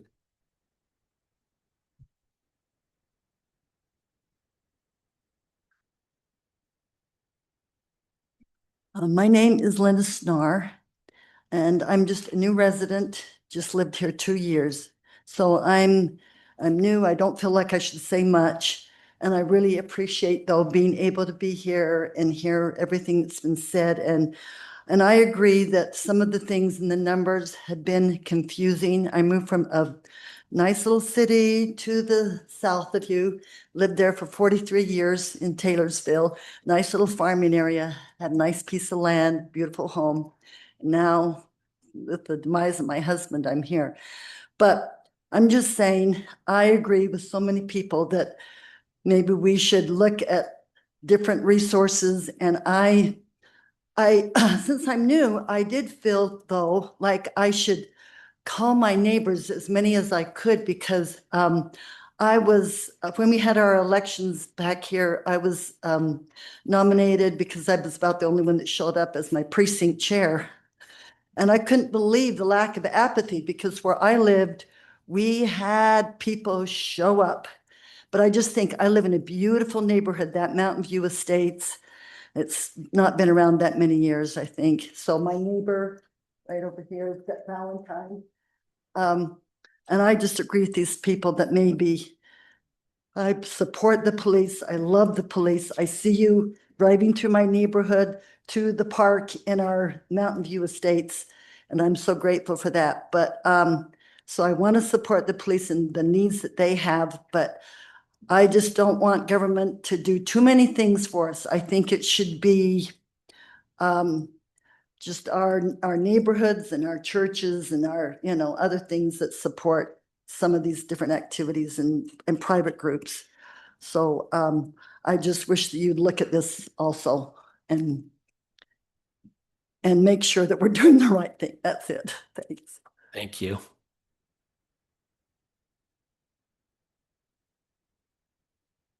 Hello, my name is Evan Carson. I've lived here for 2 years, give or take, 2 years. So I'm kind of new to all this. Just wanted to say that I do think there are some things that definitely need to be upgraded. Like the police need more space, absolutely. But yeah, adding all these changes to the park is a lot of unnecessary stuff. As has been said many times before, just like shifting the pickleball courts a few hundred feet seems like a massive waste of money. Also, losing these massive shade trees would be devastating. As I've looked forward to uh, raising kids with like such a park with such large shade trees, and it's just not as fun with the small trees, you know. And yeah, it just seems like a large waste to basically be rebuilding the park more or less how it is. Obviously, there's other upgrades and stuff, but um, yeah, and as has been said before, the having space for community events, I think would be good. It would necessitate there being community events, and maybe there are that I'm just not aware of. But last I checked on the website, the calendar hadn't been updated and had just showed nothing for months on end. Maybe that's been fixed since, but yeah. And then what was I going to say? Oh, was mentioned earlier that the increase to wages doesn't really matter much because it's just a small percentage increase, which on paper seems fine, but hearing the actual totals from the gentleman earlier is very concerning to not disclose that publicly and just say, oh, it's just a small percentage increase when it is such a large total number. So these are just some concerns I've had. But thank you all for what you do, and I appreciate what you're doing. Thank you. Thank you. Thanks, Evan.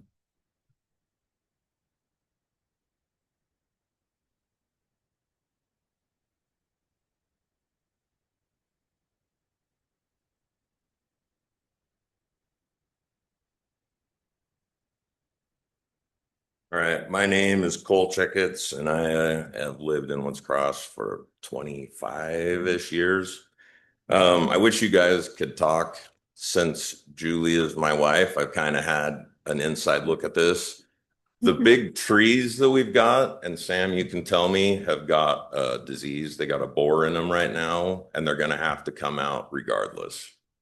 So I wish you guys could say that because everybody wants the trees, but it's kind of a moot point at this time just because they're going to fall over if we don't take them out. So I did a little bit of research. I freaking hate taxes, like really bad. I do see a reason to increase them. I'm going to lay some of this on the previous administration, if you want to call it that. I did some looking since I've moved in I did 20 years, but between 06 and 21, there was only 3 tax increases in those years. And then since 22, we've tried to catch up on how this is working. So the 40-something% increase, probably we should have increased it quite a while ago, and there's nothing we can do about that. So I understand why the increase needs to happen right now. I'm very much in favor of changing buildings. The police have needed more room for years and years at this point, and I'm very grateful to the people that have stuck around long and, for a while, dealing with crappy situation over there. So anyway, but just as a thing, I mean, if it's really a difference of like $15 a month, I'm willing to skip out on a McDonald's Happy Meal for my $15. So anyway, I am in favor. Like I said, I've had a lot of time to think about this and look over everything. So yeah, I appreciate you guys. Thanks, Cole. Thanks. Your flashlight's on, dear. Thank you. Oh, yeah. Sorry about that.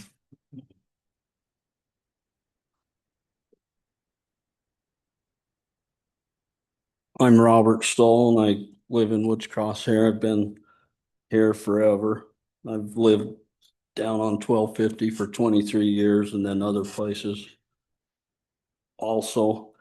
I really appreciate what the police do.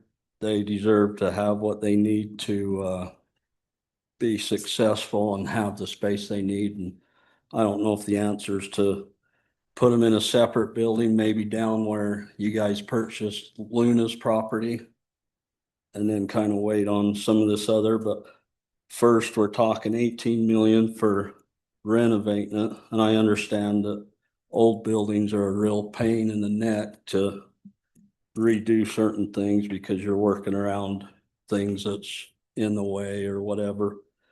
And then they're saying 13 to 14 million to build new.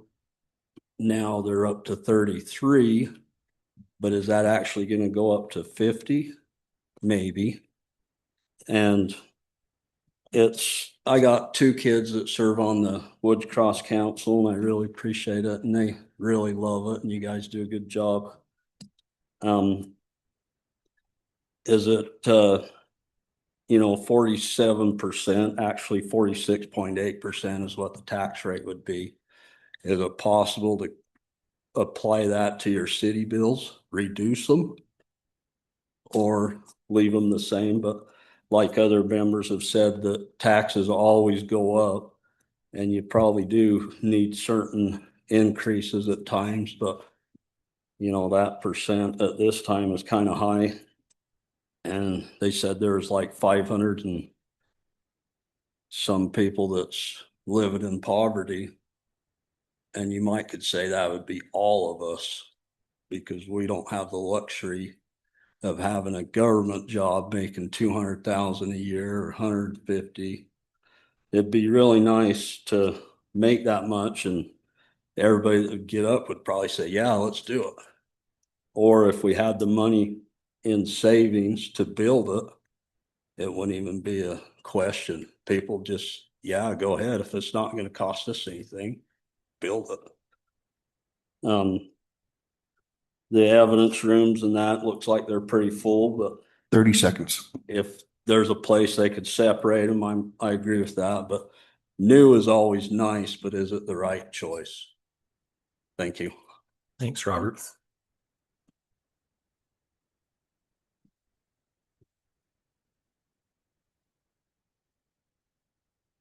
Charlene Chogany, Woods Cross. I agree with so many of the things that they have said. And I was looking at the average market value of our houses, and we are the lowest except for the city of Clearfield on your list. And we have this huge tax increase, so that doesn't quite balance out. But the other point is, when we were talking about the reasons for a new building, most of it had to do with the police department.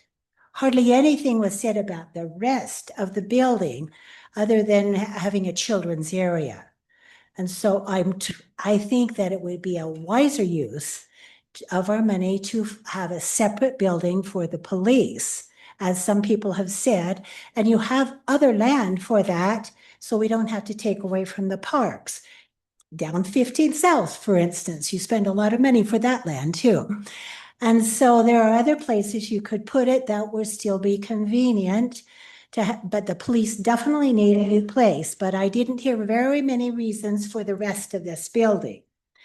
The other thing is that you have had in Woods Cross City a mandate to have parks close to people within a mile of everyone. And now we're kind of trying to make this a smaller area so that we can have a bigger building here. So I'm thinking maybe this needs to be rethought out about what are the needs of Woods Cross. Is it the whole big building or is it just for the police? What about the parks? Are we going to decrease the parks, or is that still one of our mandates like Tree City, Woods Cross? My neighbor took out her 2 front trees and you said, put them back. We are Tree City. And now we want to kind of decrease the park, decrease here in this area. And so I'm thinking we need to kind of rethink what are the needs. Definitely the police need to have better facilities.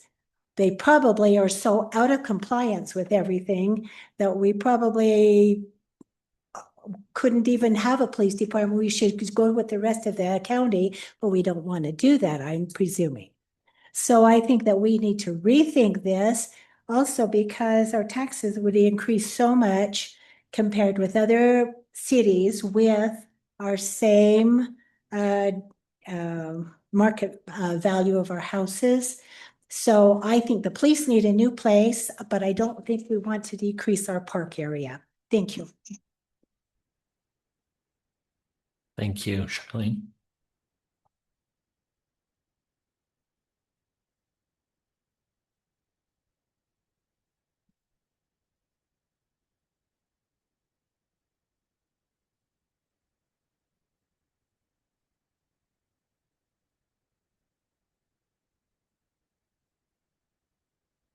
Is there anyone else here attending the meeting in person that would like to make a comment before we close it off here and open it to those online?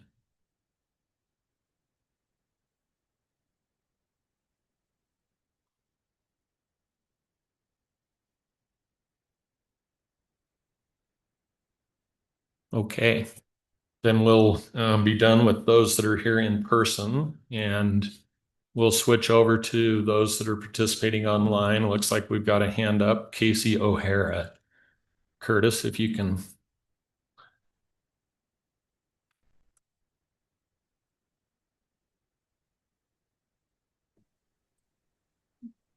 Thank you. Can you hear me? Yes. My name is Casey O'Hara. I have lived on Sorrento Drive for almost 24 years. I really appreciate the first gentleman who spoke and shared some statistics about our community and how many people we have in our community that live in poverty. We also had multiple people with more advanced years that have mentioned how unaffordable it is to raise taxes for them because of limited income. I think that we need to enable everyone as others have mentioned, to have a vote on this and take this to the ballot in November. I think that would be only fair and very important to get feedback from all of the citizens of the city and the community. I also am concerned about some of the things that I've heard today. From the pictures that were shared, yes, it looks like our police force needs some additional space.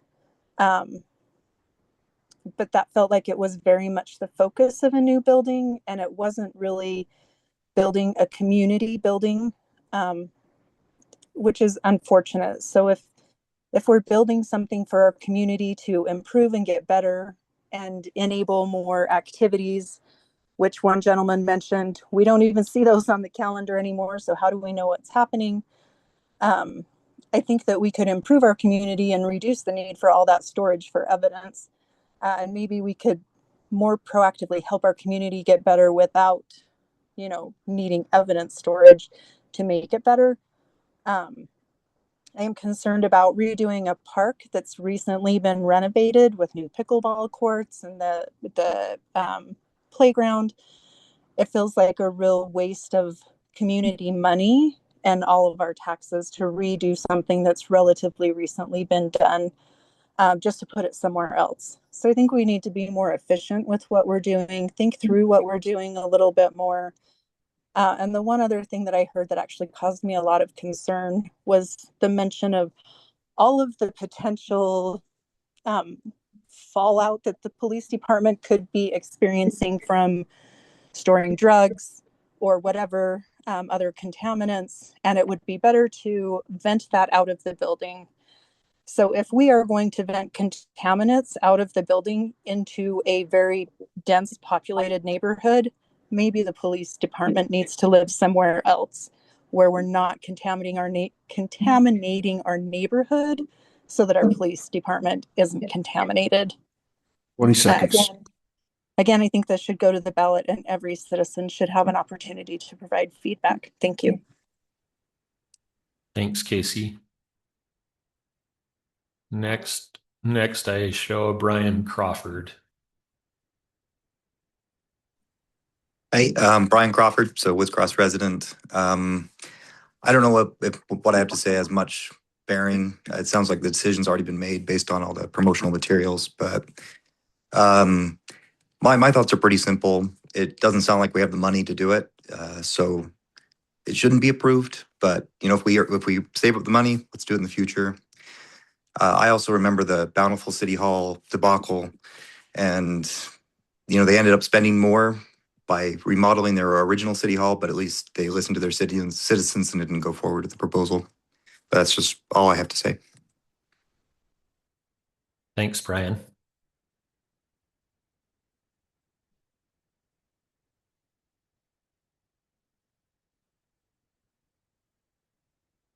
Is there anyone? Oh, there's another one, Alicia.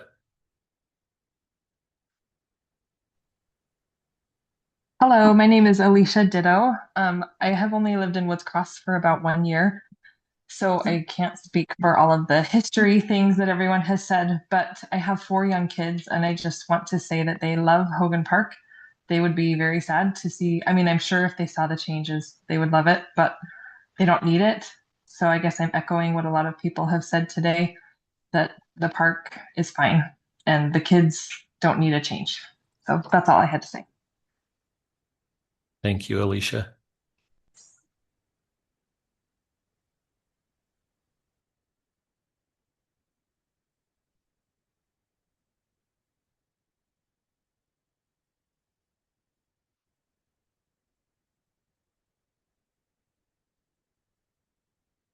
Melanie Crawford. Hi, I'm Melanie Crawford, a resident of Woods Cross, and I've lived here my entire life, 33 years. I grew up going to Hogan Park before it was redone. I love the park. I love the city. That's why I chose to move here with my family. Now I have 4 kids, and just like Alicia had mentioned, my kids, my 3 boys, because my fourth is a baby. My three boys love Hogan Park. They beg to go all the time. I am in support of a new city building. I'm okay with that. I understand the needs of the police department. Redoing a building is cheaper than renovating. From what I've read and what I've seen, I have concerns about redoing the park, just like a lot of other people. Um, I don't think it needs to be done, or at least done the way that it's planned so far. I have concerns about adding water features and just moving a bunch of things around. And so I guess I would like to see if we could like change plans on the park. I know it costs money every time you change plans and look at different options, but for me, being a mother of young kids who already love the park, it just seems unnecessary to have to redo a park that's already great, and a park that's already loved by so many kids. And but I understand that sometimes it's not possible when you're redoing a building to not impact the park. So I understand it's really hard and it's a hard line. I just also would ask you to consider what's needed and what's more of wants, because I don't think the kids need a different park. And those are my thoughts, but I appreciate your time and all that you guys do for us, because I know that you spend a lot of time trying to make the city better and taking care of things so that we don't have to worry. So thank you for your time. Thanks, Melanie.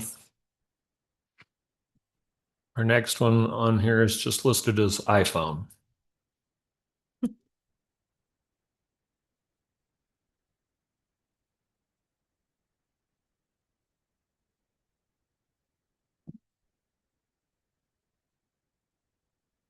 Oh, they can unmute? Yeah, whoever's listed as iPhone with your hand up, if you hit the mute button and take yourself off mute, you can go ahead and talk. Mine says they're joining, so I don't know if yours shows that. They're working on it. Oh, yeah, there were.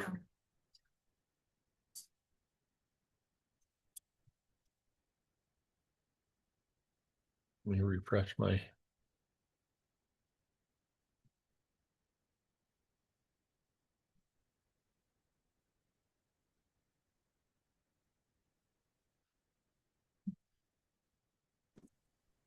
Sorry, I had a technological difficulty there. That's okay. My name is McKenna Child. I'm a resident of Woods Cross. And I have really enjoyed this whole commentary that's been happening. I agree with a lot of what's been said. I am also a young mom with little kids who adore Hogan Park. It is their top park in the area. And I don't love the idea of complicating the park. I like how simple it is. And it has baseball fields and it has a playground and it has grass to play in. And I think that's perfect. I don't feel a real need to change the park. Obviously, when you're building a new building and you got to move some things around, but I don't feel the need for a water feature, or I would like to keep as many trees as possible. I think all that's good. But I am in full support of anything the police department needs, anything City Hall needs. I don't think we need to add anything on for like public events. I have a hard time putting a lot of money into something that's 6 times a year, as opposed to, the rest of the year where people are mostly just playing at the park. I would also love to see sort of a part of the police station go across the railroad tracks. My children go to Legacy Elementary, and I have concerns about safety over there because if there was an event, the police have to get across the train tracks. So I would love for them to have a home base across there as well. And I think that's everything. Thank you, you guys. Thank you.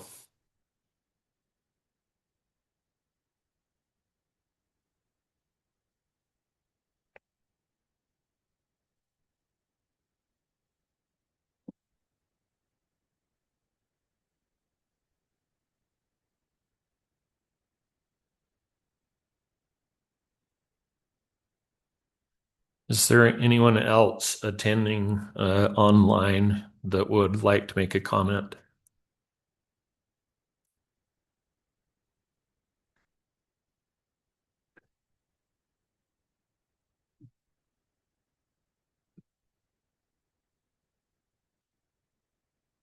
I don't see any more hands.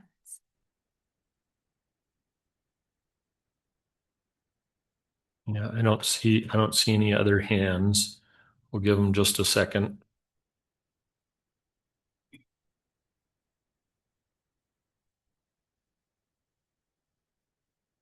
If you don't know where to find it on mine, I know each platform is just a little different, but on mine, if you click on the React button kind of down in the middle at the bottom, then it gives you the ability to raise your hand.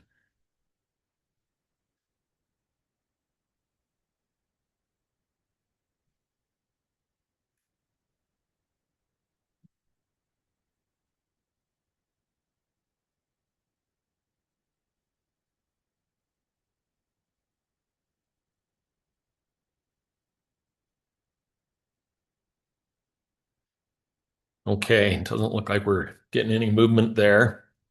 With that, we will go ahead and close the public hearing.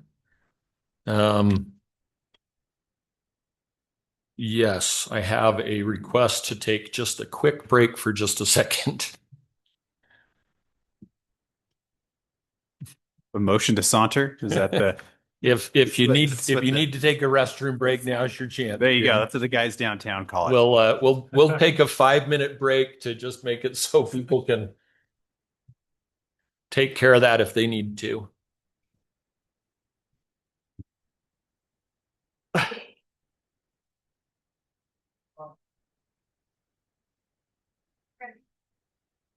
A lot. Yeah. A lot of good comments. It's been we have great. Yes. That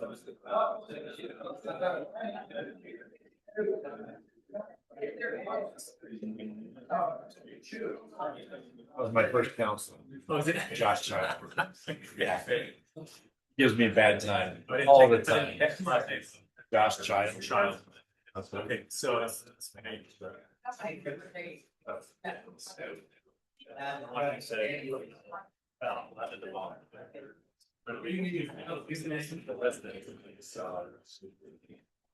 Why are we not listening? Obviously,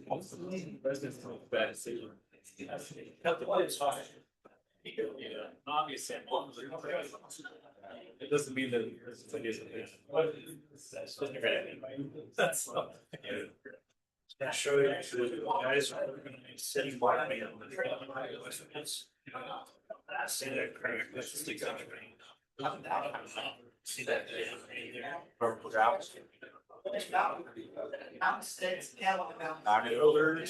big amounts being very so back when they installed it, like 70s or 80s, they just don't whatever.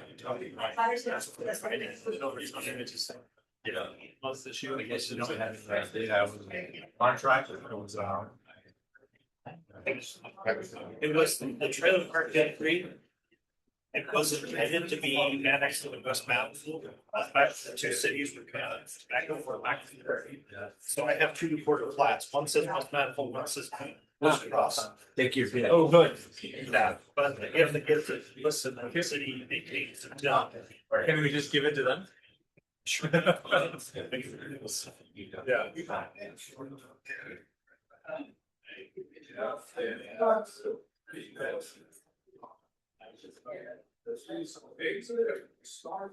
Just me. Oh, you're welcome. I wish we could say something. Well, trees go.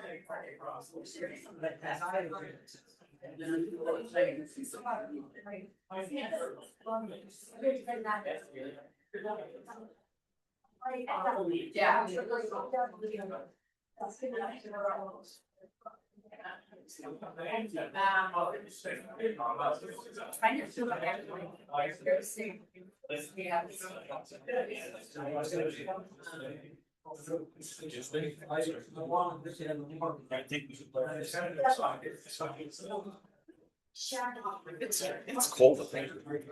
I just shut it up. Holy smokes. Yeah, you guys. We're in on thing. Since there's not really no day, I checked water, like, hey, as soon as it gets either cooler, I'm like, oh, this is not a good thing. I almost had to get between the in here and there, I'm like, no, I got this. So I'm like, no. No, I appreciate it. Great. It's my, no. She's like, I'm at it. So now my brother's in there. That's okay. I appreciate it. It is full. Yeah.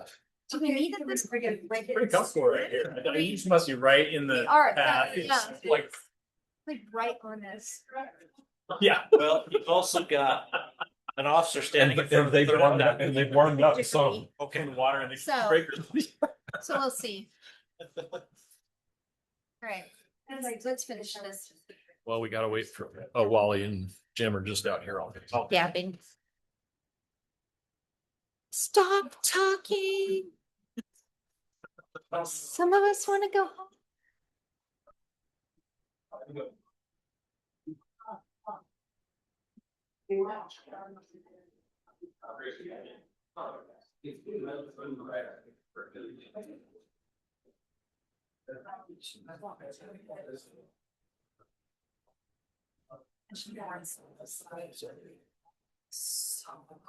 I know. I turned it up. Like, do you want to turn it up one more? It'll turn off. Okay. Uh-huh. No, it just got cold. Yeah, the mayor will just have to control that. All right.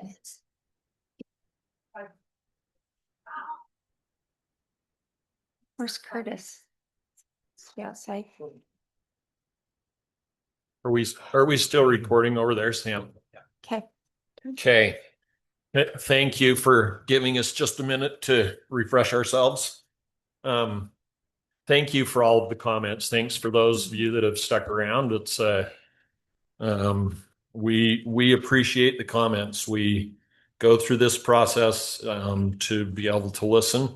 I think that we all in one way or another ran for city council and for elected office to listen and to try to represent those that have elected us. And so I'm appreciative of the comments. I think I can say that for all of the council. Anyway, Did you want, Comments, discussion? well, did you want to ask Annette if there were any Were submitted were there comments? any Submitted mailed in, emails. emailed in comments, Annette?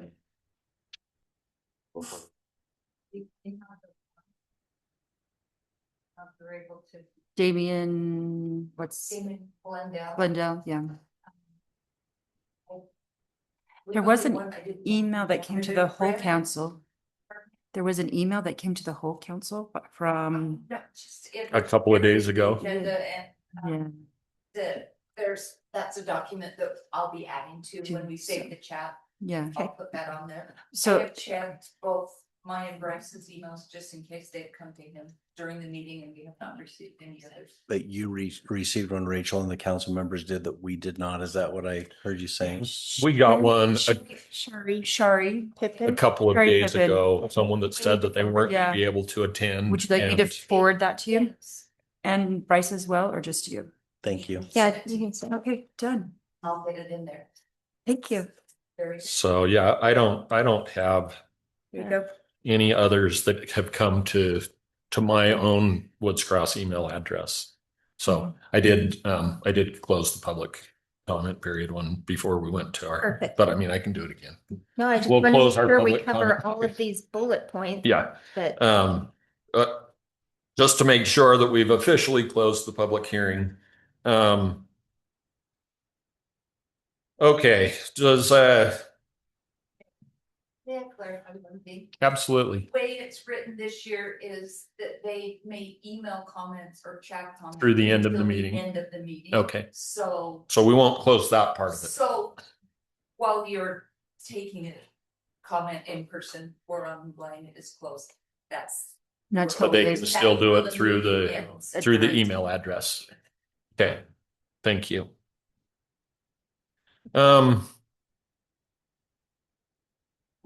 can I give a suggestion? Sure. I think there's usually when there's misunderstanding, it's either lack of information or miscommunication.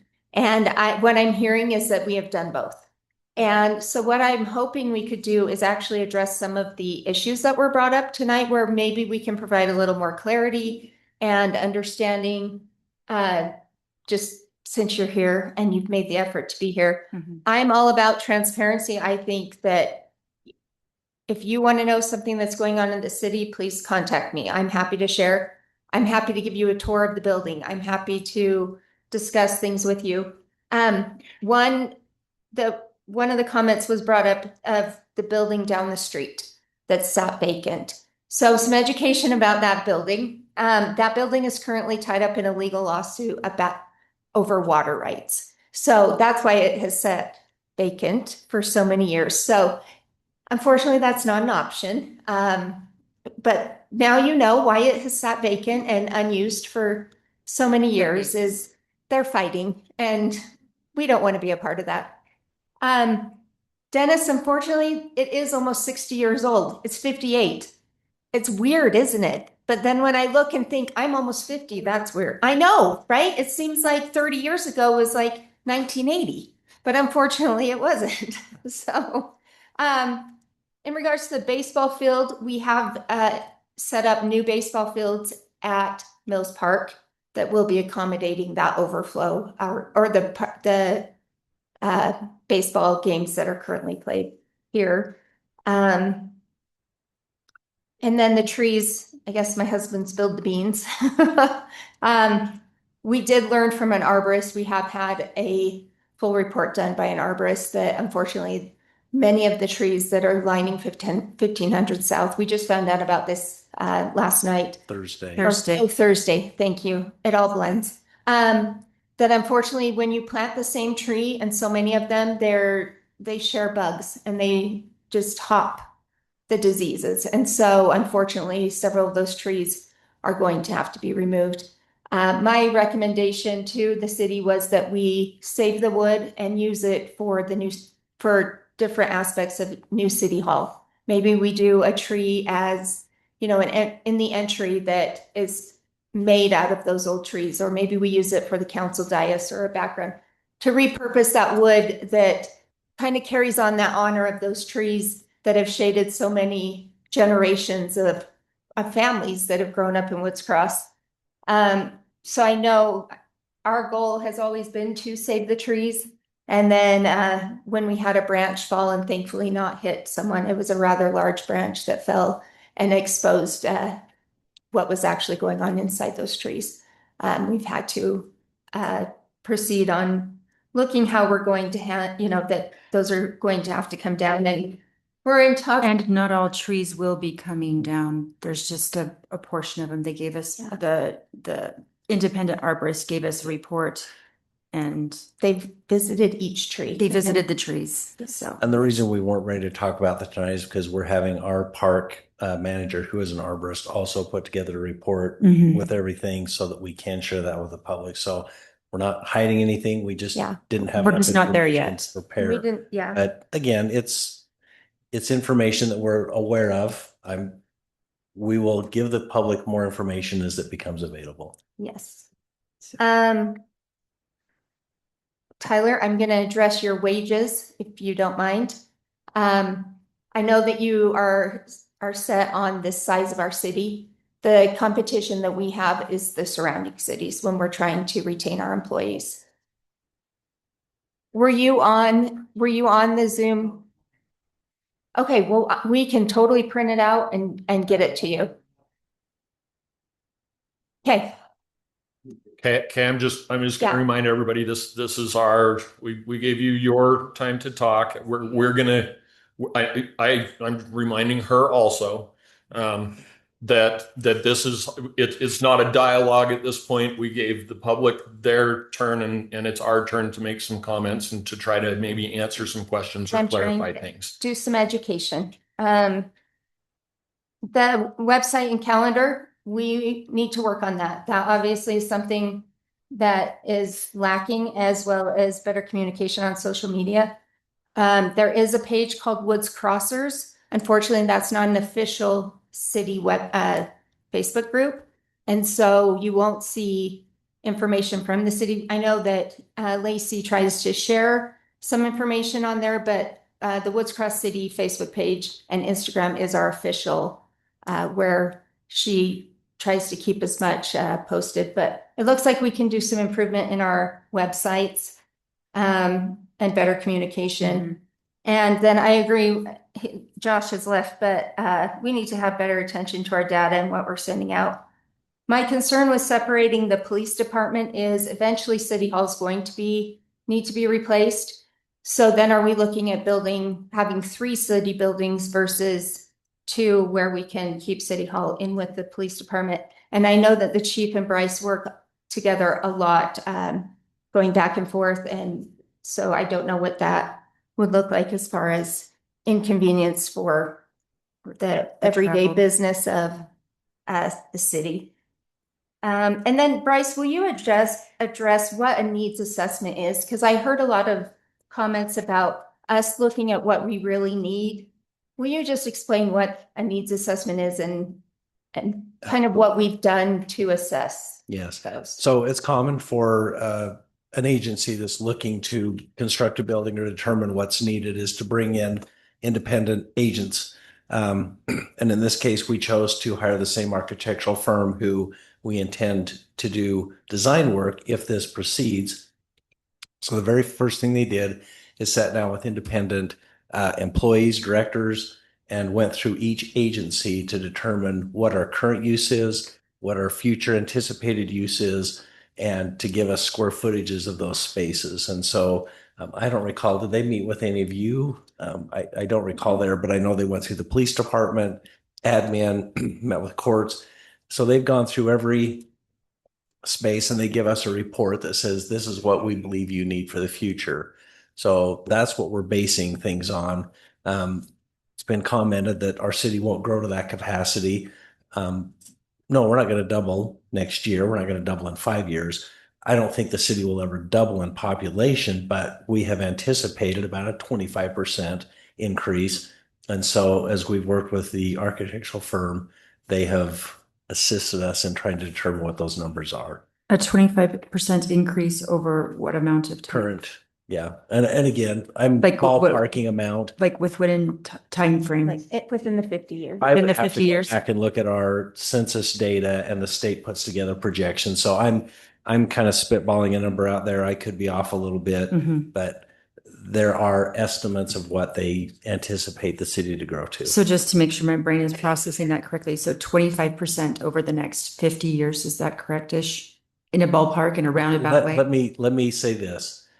To be more accurate, let me go to the census data and give you more accurate information. But as we look at the population, as we look at the area of the city that is undeveloped, and it's true, has been stated tonight, there are people who are not willing to sell their property. Mhm. So who knows when that may happen? It may not.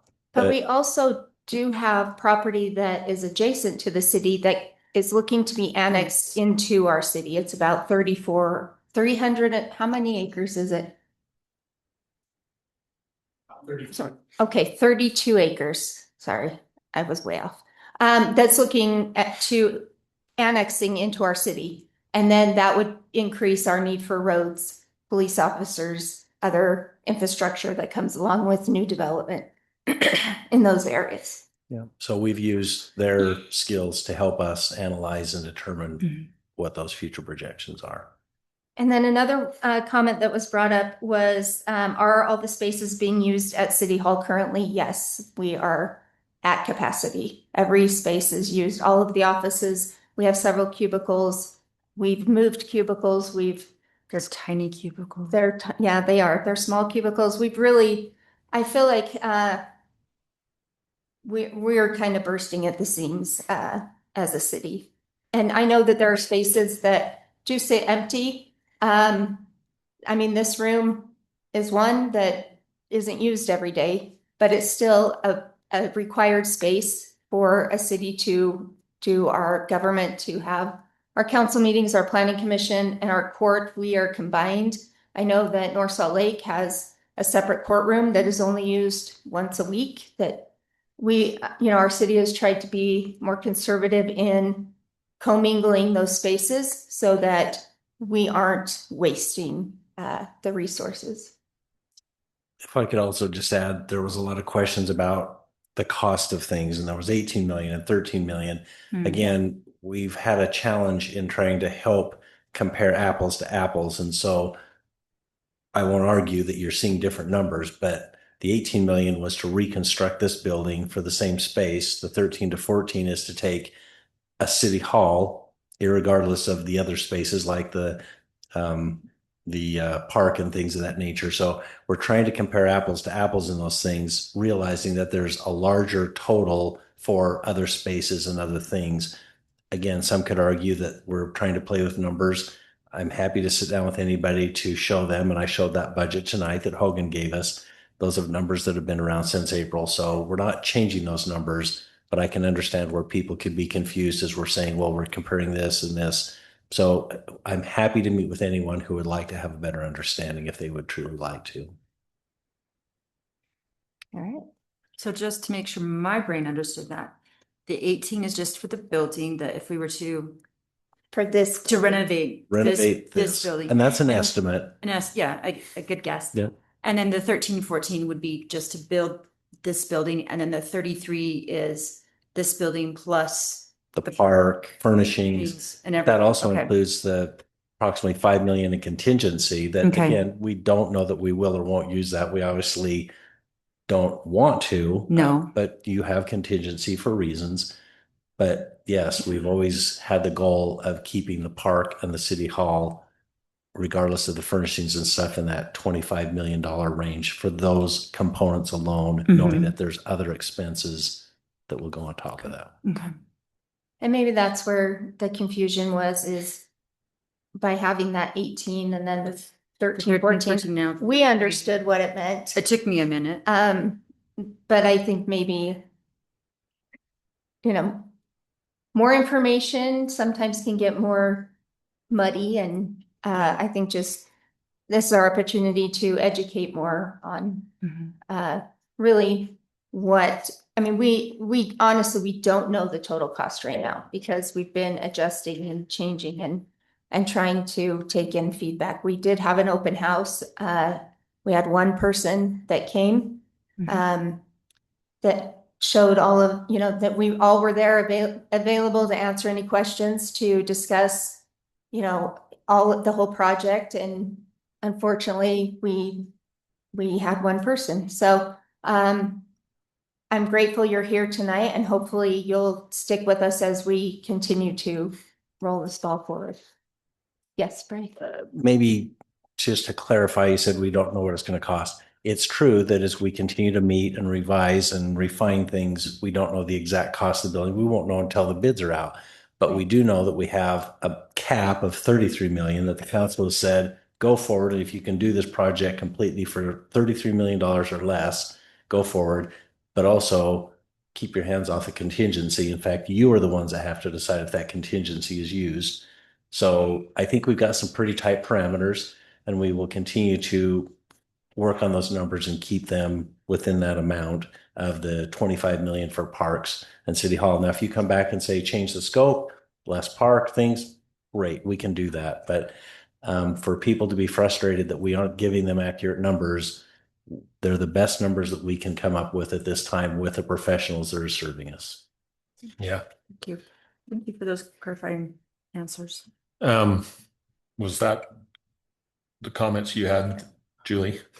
Well, just for the education and hopefully giving a little bit more clarification. Okay. What I'm hearing is. So hold on, because I've got just a few of that go along with those, some of those same things. It was mentioned that Woods Cross has the highest property tax rate in Davis County. That's not true. From the form that was presented, that is a notice of all of the entities in Davis County that have a proposed tax increase for this year. The rates that are listed on that form are the increases proposed over what the rates are currently. But if you look at it and say, okay, well, the city of Clearfield, an average home price is 510,000. Currently, their residential rates are 329 to 351, and Woods Cross's 543,000, and our residential rates are 387. Would go to 569. So our 387 and their 329, and there's a difference in valuation there. We're similar, but over the years, for a long time until we did our increase, because when I started on the council and our very first tax increase that we did years ago, it had been 25 years since taxes had been raised in Woods Cross. And at the time, we were the very lowest property tax rate in Woods Cross. And we were able to do that because our sales tax was so strong. In 2009, in the economic downturn, when nobody was buying vehicles and a bunch of other things, that really changed that balance between sales tax and property tax. Sales tax went way down, and all of a sudden, the bigger piece of pie was property tax. But as Bryce pointed out in one of his very first slides, it had public safety, it had our police wages, it had our assessment to the fire district. Property tax, the intention of it is to at least cover your public safety needs. And ours is less than half of what our public safety costs are between fire and police. And so we've been supplementing that with sales tax, because we are very fortunate with the sales tax that we have, because we have these large car dealerships and a grocery store now that help to supplement that. Mm-hmm. That's, let's see, that was one. A 3% value increase by the county. The way that property taxes are supposed to work, and it's not always perfect, is that as values of homes go up from your assessment, the property tax rate goes down to keep the revenue neutral to the city. It's not always exact. It's a calculation that happens on a county or a state level. And then there's different valuations each year where the county takes a section of homes, and it might be, I don't know if they do it randomly or if it's a neighborhood, but as they do that, those are adjusted. And as those values go up, the rates are supposed to drop within the city to accommodate that. Now, there are times when there's a little a bump in that and there's an adjustment. That's the way that the state has set up property tax in the state of Utah. It's intended to hold the cities harmless if there's a decrease in value. It's also intended to hold the property owners harmless if there's an increase in home value. Let's see. There was a mention that we've not been transparent with wages. We didn't go through all the entire budget line item by line item tonight because we went through all of those things at our interim budget in more detail. And that's when we're required to do that. If we did that tonight, the meeting would have gone on for another 2 hours because we're rehashing all of the same details. And so we didn't go through each one of those tonight. That's correct. There's been comments about large increases to administration and director level positions. We have several of our director level positions that are newer to the city, and it may be that their first year they were paid less, and that's probably because it was a partial year. And the next year may have been a 30% increase because that was a full year of wages plus a cost adjustment for the cost of living that was in there. Those are on par with all of the rest of the employees. Like Bryce said, when an employee is newer and in the lower levels of those step positions, that step increase is on the higher end. It's a 4% or whatever. As they get further along in their career and they're further up that wage scale, the difference from one step to the next goes from that 4% down to about a 2%. And so, but those are set, and that was helped to be decided on by the consultant that we hired to do that whole wage survey to try to keep us competitive with those that are marketing to and trying to steal our employees. The amounts one we talked about. The community space was not mentioned a lot in Bryce's presentation about the budget and the tax increase. Our most pressing need for sure is the police department and having adequate space for the police department. The new building, as the designs are right now in the stage that they're at, it does include community space. It includes a city council chamber, which then has an overflow into a community room. That community room is big enough to hold events in, and that community room then flows out onto a plaza and into the park. So the idea is to have it be a gathering space for the community, whether it's for a meeting, whether it's for a meet the candidate night, whether it's for any kind of a city meeting or a city celebration or activity. If we build it for that, it also makes sense to make it available for residents to be able to use in the off times. And so that's part of the idea behind that.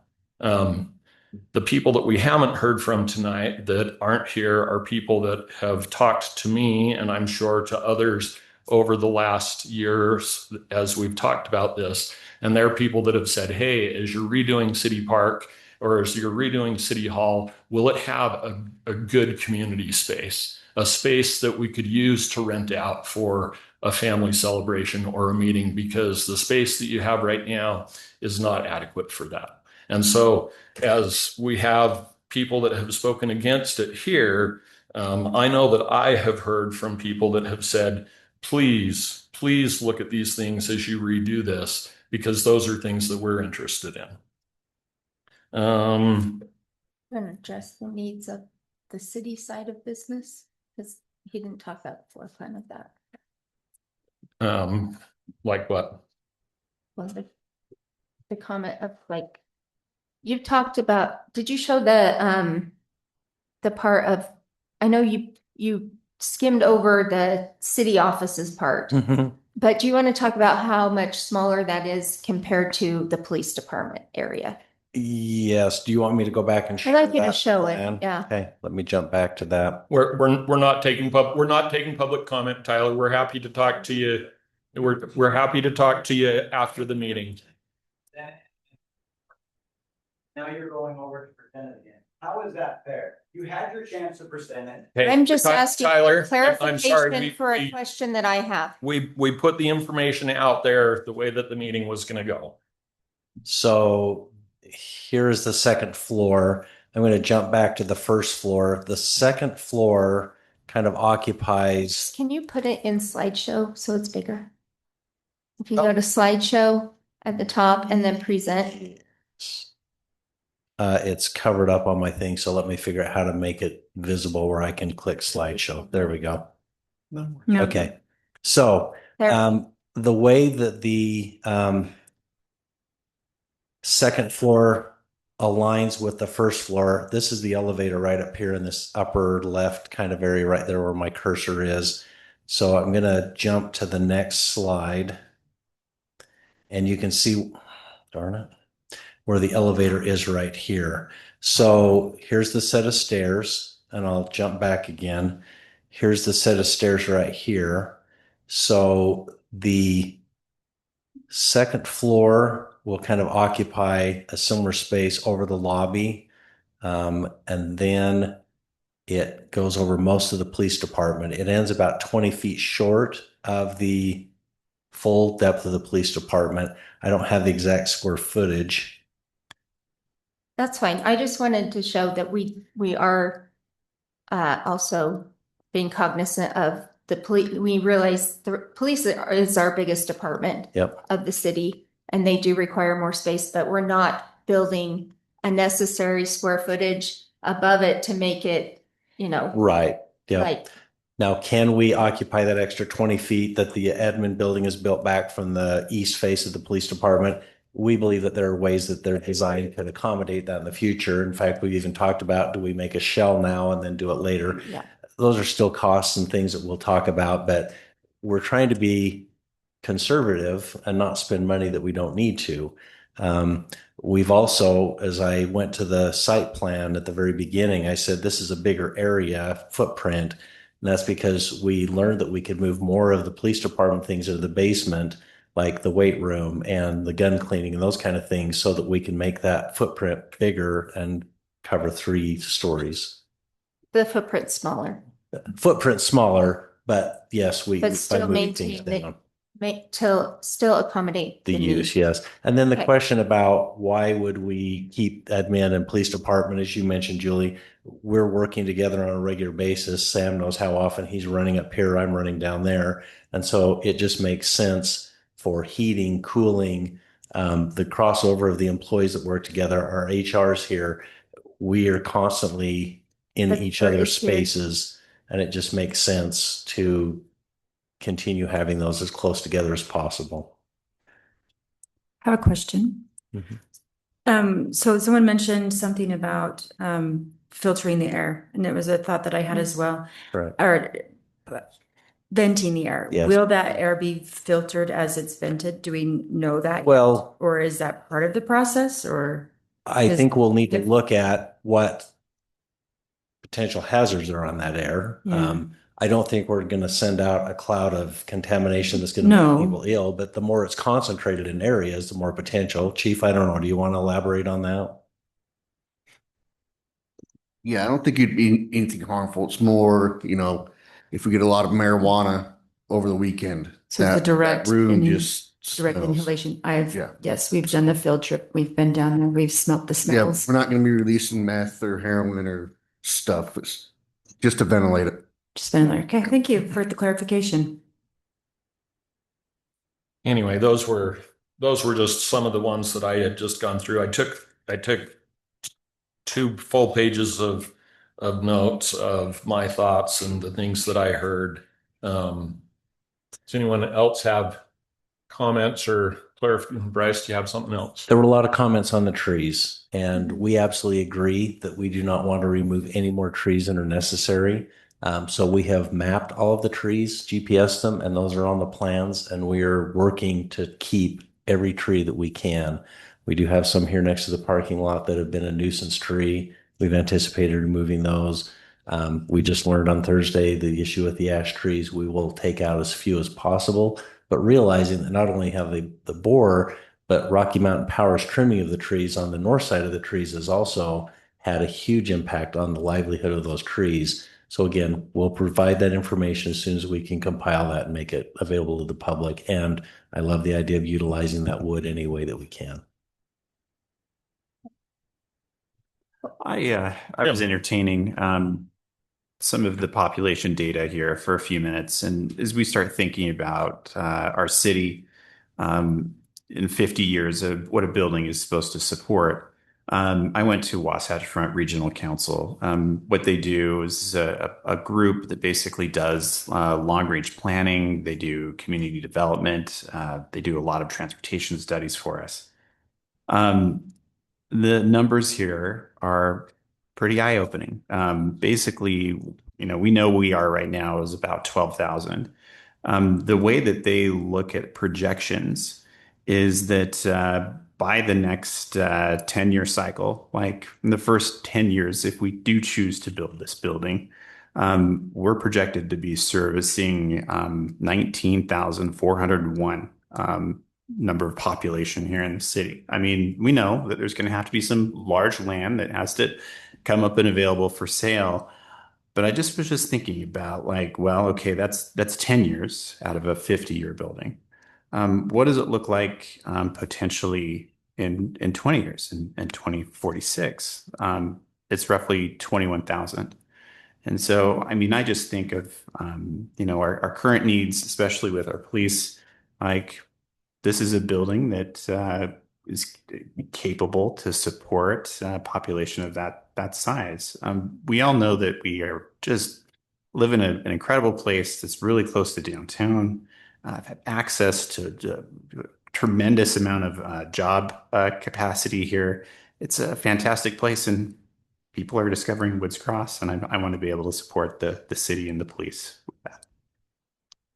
And I think, I mean, we don't have a ton of open land left that will develop that's currently within the boundaries. We have, I think, about 400 acres. But the pressure from the state is that the more and more development that happens, the higher density they're going to require it to be.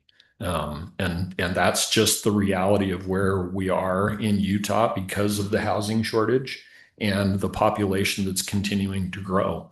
And they're putting requirements on cities to increase density and to do that. And as areas of the city of cities redevelop, those will most likely also have high density housing elements because there's only so many places to build. And that's just the way that things are going. It's the pressure that we're feeling from the state. It's not that's what we want, but that's the reality of the way things are heading now. And so I think that is where Wasatch Front Regional Council is taking those numbers. Yeah, because they're looking at it saying that's how it's going to develop. The closer you are to Salt Lake, the more that's going to happen because it just has to go up. Yeah. So, Bryce, what would it be possible for the city to, if we did decide to do this in two phases, and maybe let's focus on the building and getting the building, and I know that that's going to tear up the parks in areas because obviously the building's going to go in the park. If we were to look at doing two bonds, one for the city and then one for the parks in a couple of years or after the city has built City Hall, is that something we could do? Like brainstorm with me on that. Yes. So the answer is yes. If we chose to literally phase two different things and just say, okay, we're only going to spend this much money during this portion of the project, and that's all we're going to do, and whatever the park looks like for the remainder of that. But I talked to Mark Anderson, our financial advisor, and said, could we let's just say we did say we want to go for a $33 million or a $25 million bond. Could we borrow a portion this year and then a higher portion next year? And the answer is no. Just like any of us going to the bank and saying, hey, I need a loan on a house. Here's my income this year, but by next year, when the payments are due, I promise I'm going to have, 25% more, whatever that amount is. And he confirmed no.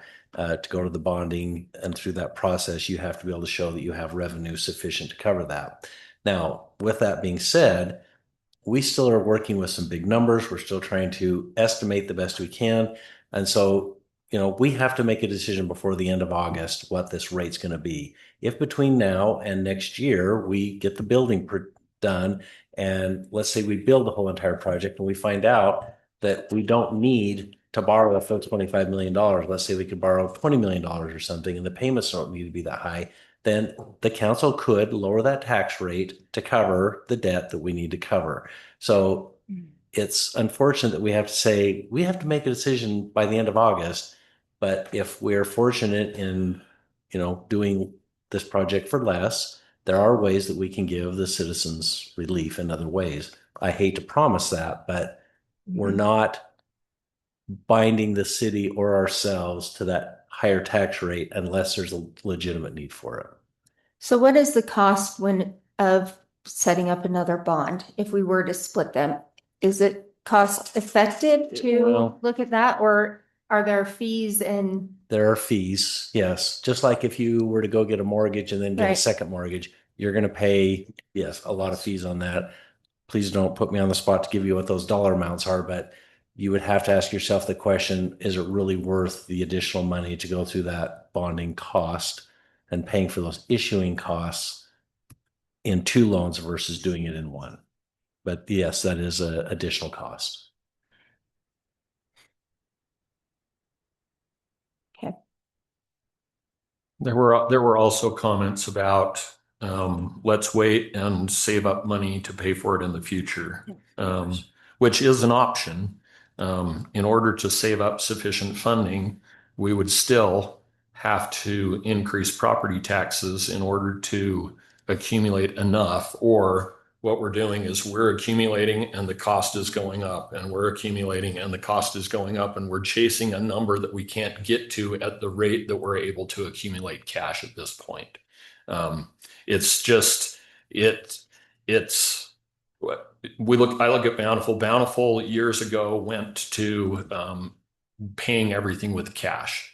But to do that, they raised their property taxes and they collected way more in property taxes than what they needed to operate. And they stuck that into a capital improvement account that they grew over the years. But they made a decision 20 plus years ago to do that and raise their property taxes at that point. So we probably would still end up having to go through, actually, we would have to run the numbers, but we'd probably have to increase the taxes more than this because we would accumulate it, but the cost of construction is going up at least 5% a year. And so as we're accumulating, we're just never catching that number. The number is, so if we waited for 10 years, and I mean, if right now, if we're able to save $1 million a year right now, that's without any costs going up and with no tax increase. So no inflation at all to the city.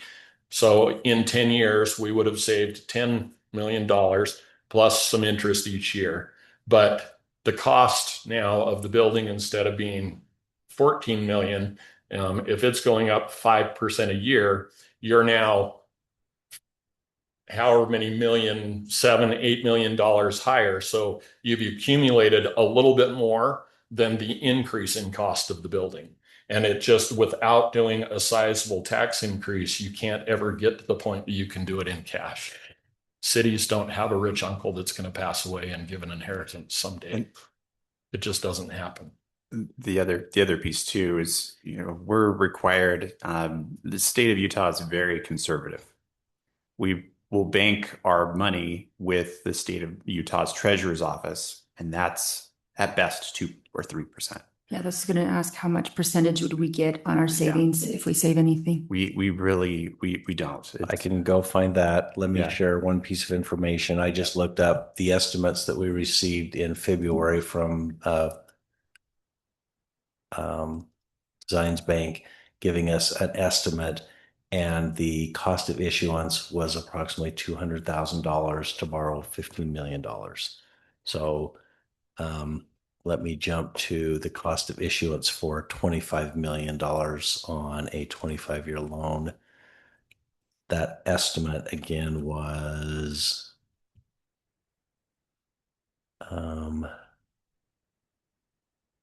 $278,000 approximately in issuance cost. So that $78,000 increase for more than double the amount for $10 million more, because one was 15 million, this is 25 million. Okay, so for $10 million. don't ask me to do the math on that right now. For Rachel's question, let me jump to my monthly finance, and I can tell you what our last PDIF, that's Public Treasures Impact, Public Treasures Investment Fund. This is a secure investment place where we can put our money. We can choose other instruments, but this is a very secure and typically does better than a lot of commercial institutions can offer us. And our finance report for June of 2026 was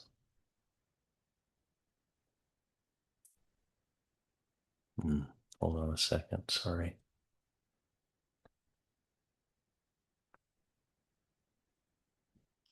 Bryce, while you're looking that up, I did have a resident ask why we don't invest money in like stocks or things like that. And it's against state law for us to use taxpayer dollars for any sort of Speculation. public corporation investments. It's like us gambling the residents' money if there's a crash in the market or different things. So state law states that we have to do our savings through the state treasury, if anyone's wondering about that. Brian just text a friend. Brian just sent the text that said it was 3.9% was our last PDIF interest rate. So and the rate on the bond would be approximately, the estimate was 4 point something, right? It was around 4%.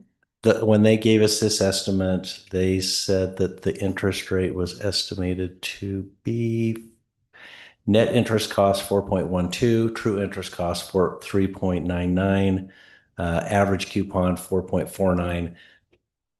Can you explain that, Ryan? Because I mean, there's a lot that goes into those numbers. Also, can you be looking up the construction increase per year that Hogan has? 5%. It's 5%. So it's a percent more than what our savings would give us. That's or been the 2% trend. more. And if we go back to Hogan's estimate they gave us, they had a 5% of project that was about $1.4 million. So if we keep adding on 1.4 million, but then that also is going up, it's going to get higher every month, every year. Yeah, you're looking at potential costs of about $1.5 million every year that you're waiting. In fact, we were told that if we didn't get this project bid and sealed the deal before January 1st, that's when most corporations, suppliers, and everything just automatically put in that increase. So we could expect that if we don't get a bid out before January 1st.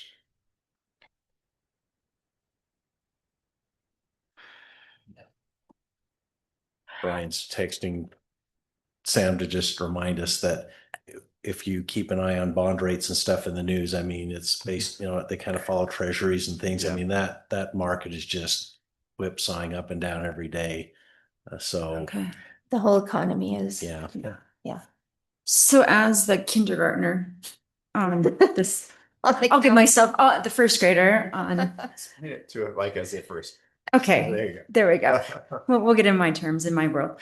I've done it, as the newbie on this council, I've come in at a very massive disadvantage because I've not been a part of the discussion that I know at least has been happening.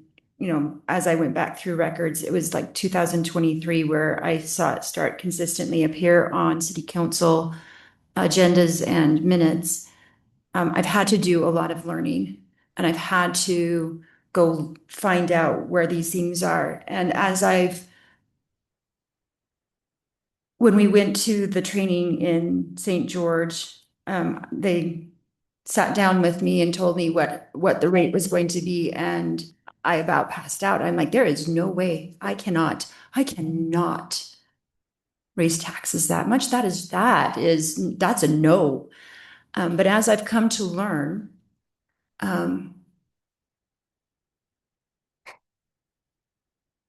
we've kicked a can down the road for years and years and years. We have an aging infrastructure that we are not taking care of, and this building is one of them.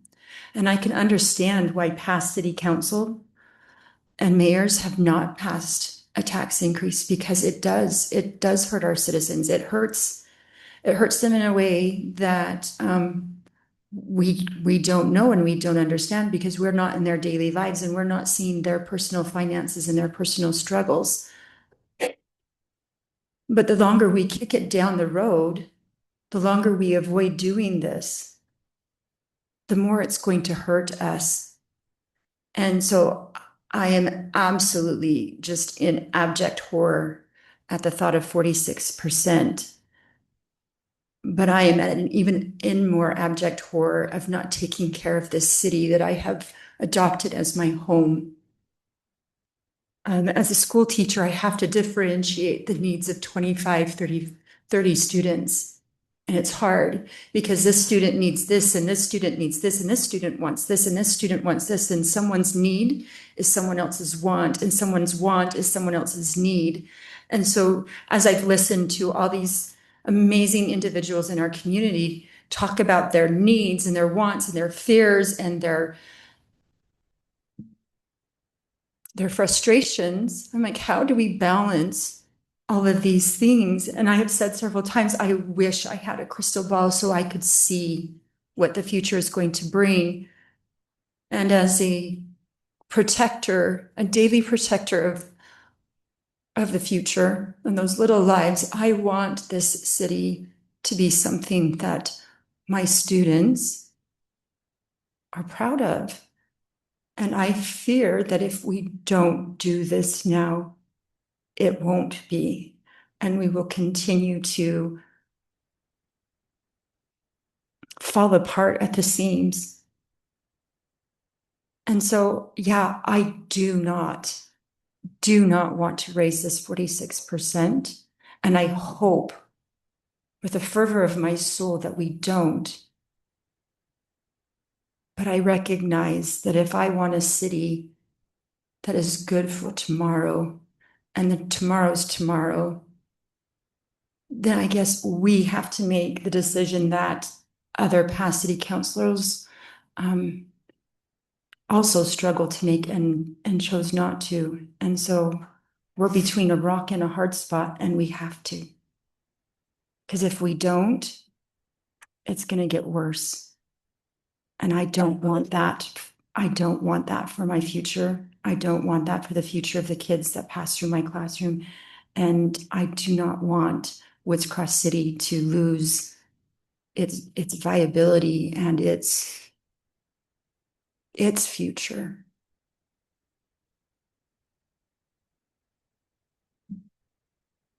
Thanks, Rachel. Other comments or discussion? I've appreciated being involved from day one. I think we can look at that citizens committee that was initially contacted and asked to be involved to give us ideas as kind of a steering committee. And I think those initial citizens pointed us in this general direction. And in looking and hearing hours upon hours of their comments and ideas, and then, of course, talking with those that attended Memorial Day and the displays we had out there, and to see the excitement on so many of our citizens and families of citizens that look forward to changes. And then there's two comments that were made here tonight that has stood out particularly for me. I can't remember his name, but it's the gentleman with the white shirt and tie. Spencer McBride. Spencer. And he said when he goes to the park with his kids, he's grateful for the decisions that were made by those that came before. And I think, okay, are there going to be individuals that are going to be grateful 20 years from now for decisions that we make tonight? Or are they going to regret the decisions we didn't make? And then little Ruth Payne standing up there. I think she's a great representation of a stage of life that I'm entering into. I'm on a fixed income too. I've loved my retirement for this last year and a half, and I hope to have many, many more years yet in the future. And so this is a burden that I'm willing to take upon myself along with. I can't be willing not to do that and vote it for the others that are fellow citizens in this city. So it's a burden I'm willing to take upon myself as a retiree and share that. So I don't necessarily need to have the last word, but I should probably say something. Been very quiet here. I've also been involved very early on. And before I was in this chair, I actually participated in the Citizens Committee as a citizen and on the Planning Commission. And so I've seen the early process of this. And I see the difficulty of people who haven't been as involved, because it's very difficult to convey information in a way that's effective, especially when there really aren't any decisions that are being made. It's all we don't know, and we're figuring it out. I also think we are in a bit of a tough situation because, like was mentioned, I don't remember who exactly mentioned it, but saying, hey, if we had the money saved up and we just had to spend that money to build the city hall, is a lot different conversation than having to raise taxes to do it, right? That's what Bountiful did. 20 years ago, they decided we're going to create this huge bank account of money, of citizens' money. We're going to put it away for 20 years, and then we're going to build a city hall. Or well, then we're going to renovate our city hall, and we don't need to go into that, as described as a debacle by someone. But in my opinion, and this is just me speaking here, but I like the way that Woods Cross has done it, because Woods Cross hasn't burdened citizens for the past 20 years, not seeing any benefit, to then having a city hall built now. Instead, Woods Cross has said, no, we're going to allow the citizens who are going to see benefit from this project also fund the project, right? Because the alternative is to raise taxes anyway and then tell you, yeah, but wait 20 years and then we'll build a city hall. And that doesn't sit well with me at all. But that's the only alternative, because we need new facilities. We need this infrastructure is important, but the city hasn't done the front end work to pay for it. We don't have the money in the account. And so that's where that's my thoughts on it. We're part of the day-to-day process in the working through the designs of the project and the designs of the building. I really appreciate all your comments and thoughts on that level as well. As far as, well, what can we do this, or could we maybe look at it this way, or can we approach the park a little bit different way? Those are all very helpful as we work through this process, because it is our intention to be responsible and to make the best decision for the community. And we're all the community, right? It's not just us. It's not just the people in those meetings. It's all of us. And so that's why all these comments are so valuable to me personally, as we work through this. Because one thing I can attest to is that our intention is to make the best decision for all of us as a community, as a whole. There's no, we don't really have personal egos involved, or it's not a pet project for any individual person. It's really more about what's going to serve citizens of Woods Cross.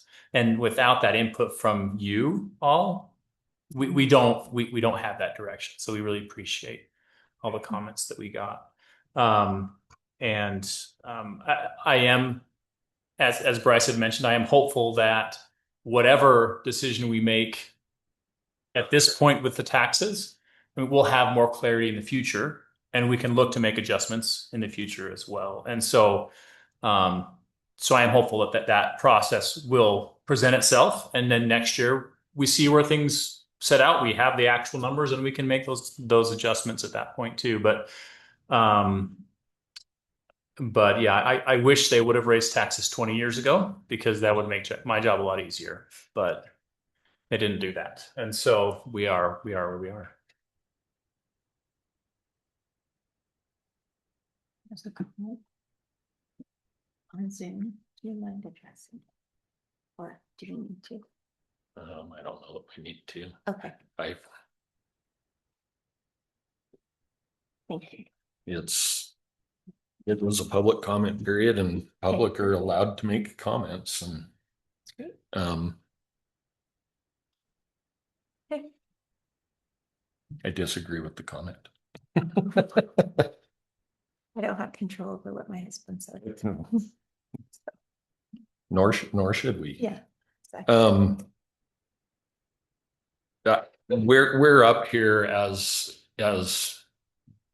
we're each one of you. We're your neighbors. We live in your neighborhoods. We drive by and see you in your neighborhoods. We go to church with you. Our kids go to school with you, with your kids. Maybe they don't, because maybe we don't all have kids that anymore that line up. Maybe they come to my classroom. But what we do applies to you and applies to us the same way. I've been sitting up here in these seats for a while. Some would maybe say too long, and maybe that's true. Years ago, I got involved because I wanted to make a difference. I felt like there were some things in Woods Cross that needed to be improved, and so I got involved and got asked to be on the planning commission, and I did that for a while, and then I ran for city council. I was on city council for 12 years, and for most, if not all of those 12 years, we've had discussion about needing to do something with City Hall. It's an aging property that is having more and more issues. It's costing more and more each year for upkeep, for maintenance, for repairs, and it's found us where we're at. In those years, 12 on city council and 4 as the mayor, I've been involved in each of those tax increases in one way or another. I've been sitting up here in one of these seats. Some of them I have supported wholeheartedly because it was time and we needed to do it. The very first time that it happened, and I was up here and we raised one after not having raised it for 25 years, I scolded the city council that had been here, and I said, this should have happened sooner, because it put us in a really difficult position at that point. I've also been hesitant to raise taxes. These folks can tell you that I've sometimes been the voice that says we probably shouldn't raise it this year, or I've advocated for a lesser amount. I'm pretty conservative by nature, but I can see that the longer we put this off, the more expensive and detrimental it will be to the city. And I feel for those that things are tight. I have been there. I lived there for a lot of years, and I know what it's like to have your budget be really tight. I know what it's like to be paycheck to paycheck and to have to make decisions of, should I pay this or should I pay this, because I can't pay both. And I know what that feels like. So that a lot of times helps guide the way that I approach these things. It is a large increase, and and I know that it's hard for some. My recommendation, and I don't get to vote unless there's a tie. It's just the nature of being the mayor. My recommendation would be to press forward at this time with City Hall and with the park. I think it makes sense to do them together. If we do City Hall, and if we do it on this same property where we're at, we have to move out of this property and lease space somewhere for a period of time, and that adds cost. If we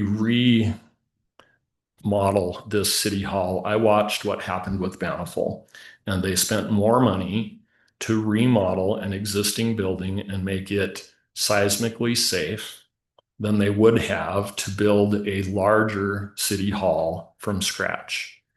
They were still constrained with the limits of the building. They didn't change the footprint. They weren't able to design it to the needs that they had. They lived within what was there. They moved some walls and they did some things, but it wasn't the ideal design for what they needed because they had constraints of the building. If we remodel this, make it seismically sound, do all those things, it's still the same size. We still have those same constraints. We still have things that will continue to be issues for years because we haven't solved the root of the problem. And for that, that's why I would be supportive of it. And I think as we continue on, and I've been involved through all of the design process, we are trying our best to minimize the total cost of the project, but still make it viable for hopefully the next 50 years. And like Wally said, I was going to written down a note from what Spencer said, and I just had written previous residents looked ahead to the future and paid more for the betterment of the community to make it so that we could enjoy what we have now. And I think that's why we're here, is people have put us in place to try to make Woods Cross better for the future. And anyway, those are my thoughts. Do we need more discussion? Are we ready to make a decision tonight, or do we want to sleep on it and think about it for a couple of weeks and come back in 2 weeks and make a decision in 2 weeks? What are your thoughts? I've got a question. Sure. For Bryce. Bryce, do you feel like we would have any more clarity in 2 weeks than we do today on construction of costs for the project? I don't. No, in 2 weeks, and Eric, you probably know this better than anybody. If we're progressing on this project, we're trying to tighten things up. We're not at a point of having firm plans. We have months of that. My biggest fear is that by delaying this, we're not telling the contractor, we're not telling the architect, we're not telling others that we are moving forward with this. And those days are ticking away. I would hate to see us pay another $1.5 million because we couldn't meet this timeline. In fact, we're having another meeting on Thursday night for the very reason that we've got to nail down some big questions to keep this going. So if I thought waiting would be a benefit, I would tell you I can't see it. Would it hurt if we wait until after Thursday though? Which is a public meeting. It's a work session. So if on Thursday you chose to tell the public tonight that your next date and time to do that, yes, you will have a public meeting. We would have to notice it tomorrow before 4 p.m. Yes, that's cutting it. That's about as tight as we can get it. Well, I mean, if we meet on Thursday, is it detrimental if we wait until our next council meeting? Meaning the 18th of August? Yeah. So to have the decision made the 18th of August, but use Thursday's meeting to kind of finish processing. Thursday will definitely help to get these answers in place. No question about it. I would intend that the architect and contractor will continue to work in good faith that we're moving forward, but you got to remember, and I don't think they're not working, but if they know they've got bonding and stuff in place that we're moving forward with this, it sends a different message than, well, give us another 2 weeks. So you tell me, if you were in their shoes. I would not recommend it. Yeah, I think that Thursday we may have a better understanding of the project. Yes. I don't think we will have any different understanding of the finances. No. But then I think I might be able to make a More educated decision. If that yes, more time to process and make understanding. for my kindergarten brain. Can I ask a question? Always. Would you be of a mindset that meeting on Thursday and getting some of these bigger questions firmed up would give you enough information to make a decision at the end of that meeting to set the tax rate and approve the budget? 2 days is a lot different than 2 weeks. 2 days is a lot different than Yeah. 2 weeks. I would also say that I don't know that there's anything that we're going to talk about Thursday that's going to have this monumental saving millions of dollars. Well, what I'm hearing from people is they don't feel there's a need for the park to be redone with Okay. all of the amenities. Yeah. So perhaps on Thursday, when we have a work session, we could look at, if we don't do all those amenities, how much is that going to save?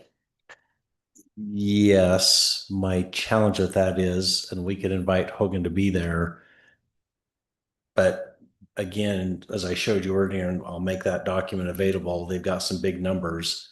If you suddenly said, we don't want the water feature, we don't want this, or we don't want that, we're just kind of crossing out big numbers and we don't know how that's going to exactly translate. So it's not as precise as sitting in a car dealer and saying, well, take off the chrome trim and take off this, and you can see an exact dollar amount. I mean, Eric, you've done this enough times as an architect.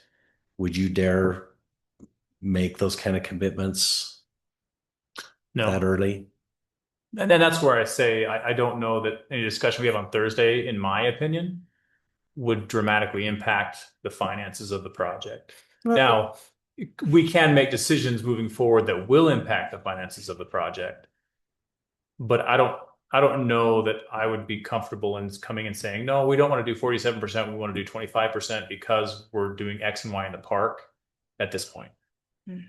I don't want to tie our hands and restrict us. I'd rather make sure we can do what needs to be done.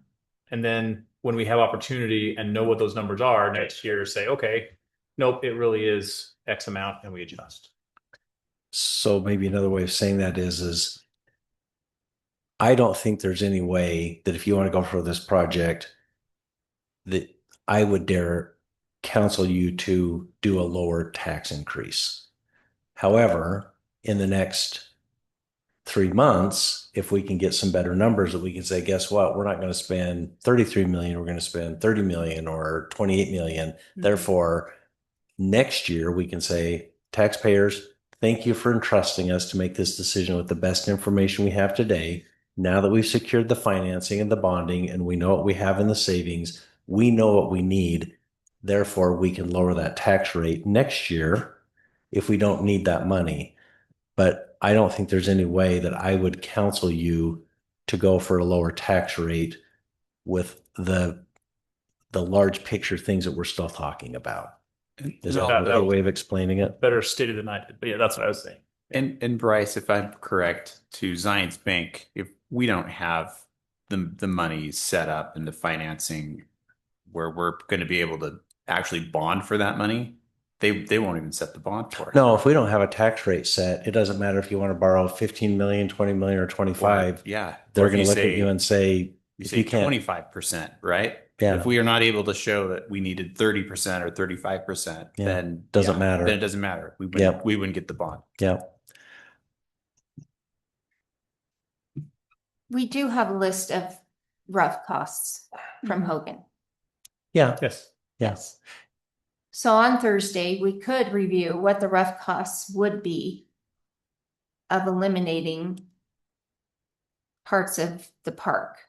Whether we do them down the road, like my point is if we're just gonna do 46% because we want a building, but we're not gonna do a park, why are we just doing 46%? Why, if we're just gonna focus on doing a building first, why are we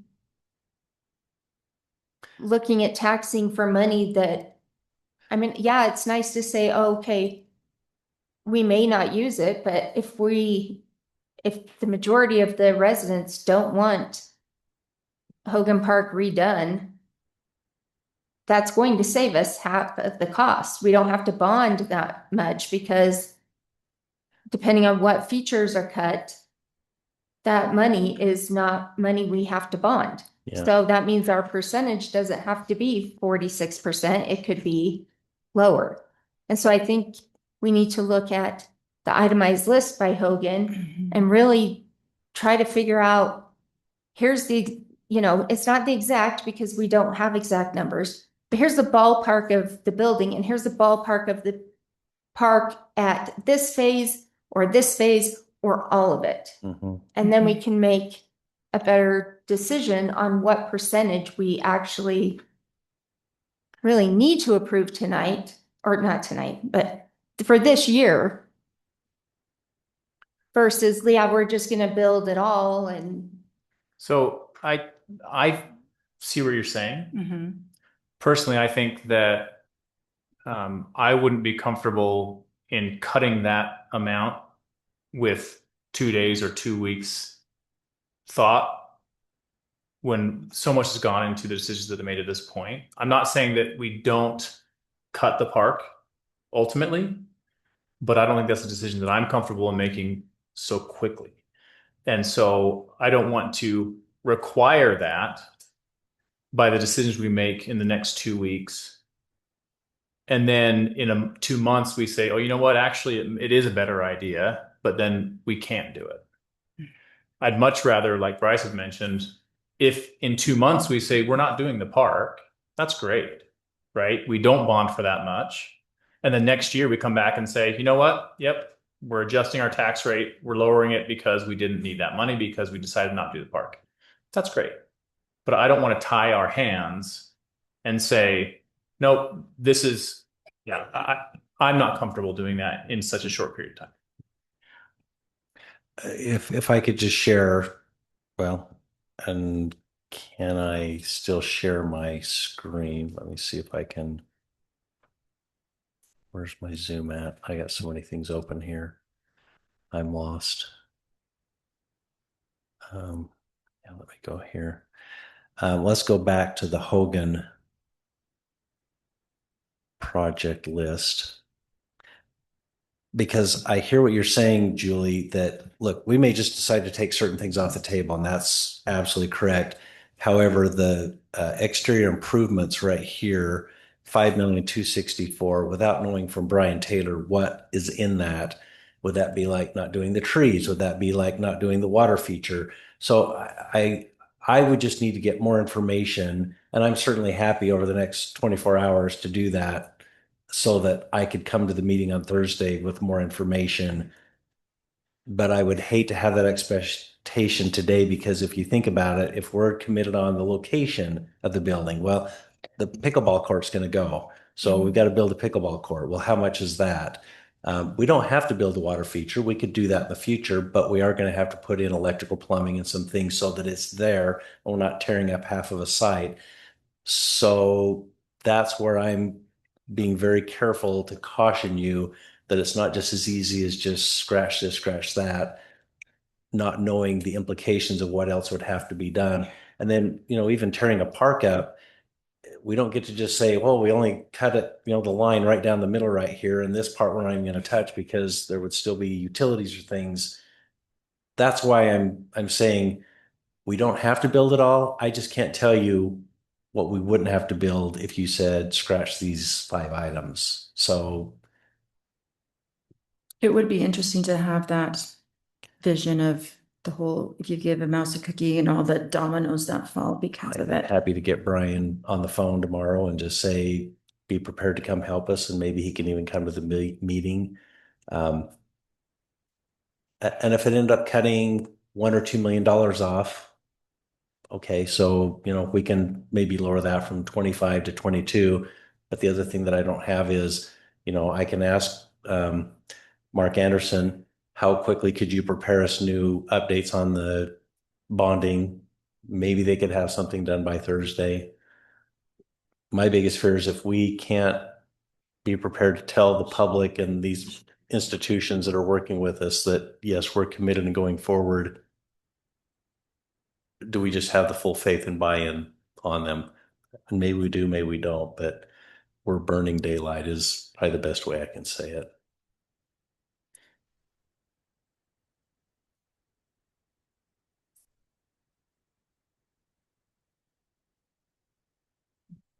So where are you at? Comfortable move forward? I say move forward. I'm comfortable moving forward. More information, but. I share a personal experience with you, if this helps. Sure. I've built 3 homes with my wife. They tell you if a marriage can survive one new home, you've done amazing things. My wife is, and like, we didn't just hire somebody to do it. We were the general contractors. We always bid high. We always estimated high and said, this is how much we're going to have to be prepared to spend. And then we just worked like crazy not to spend that money. In the end, when we went to borrow the money, we always borrowed less than what we committed to the bank. But I had to be able to show that we had the income to support the higher loan. I'm taking that very same mentality into this project right now. We have to tell high, but we'll work like crazy to come in as tight as we can. Now that's going to also result in you making some decisions like how fancy is the woodwork going to be and how nice of a water feature do we want, or maybe we scratch the water feature. What I'm telling you today is I think we're in a position that we have to tell the bank, here's how much money income we have in order to qualify for this much of the loan. And then we work like crazy to lower that amount. And I know that's a very tough thing to say, but we only have 3 weeks until the end of August. And I don't think we're going to have any better data by then than we have today on what we need to take for a tax increase to support that highest loan. But I will guarantee to you that I will work like crazy to keep that amount as low as you want to work with me on.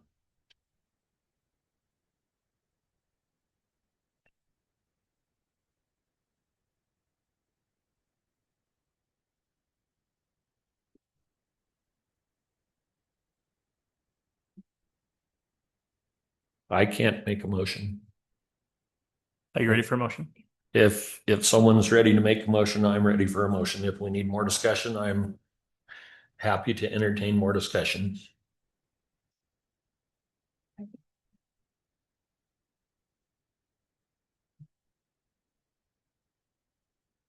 Mayor, I'll make a motion to pass resolution 2026-1010, adopting the final budget for fiscal year 2026-2027 and certifying the 2026 property tax rate. And do we need to designate that as part of the Would that motion? be at the rate that was presented with the budget? Correct.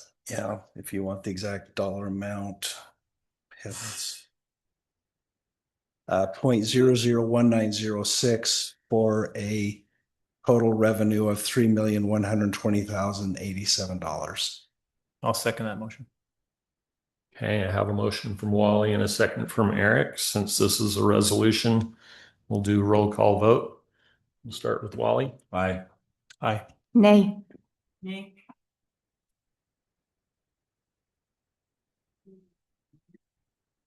Aye. 3-2, motion passes. Thank you. Thank you for everyone's participation and comments and for the discussion among council. We will continue to have discussion as we move forward and try to contain costs and make it the best project we can. With that, I need a motion to adjourn. I so move. Second. Aye. Have a motion from Rachel and a second from Wally. Here. All in favor? Aye. Aye. Aye. Thank you. I was saying I'm still waiting the interview. I just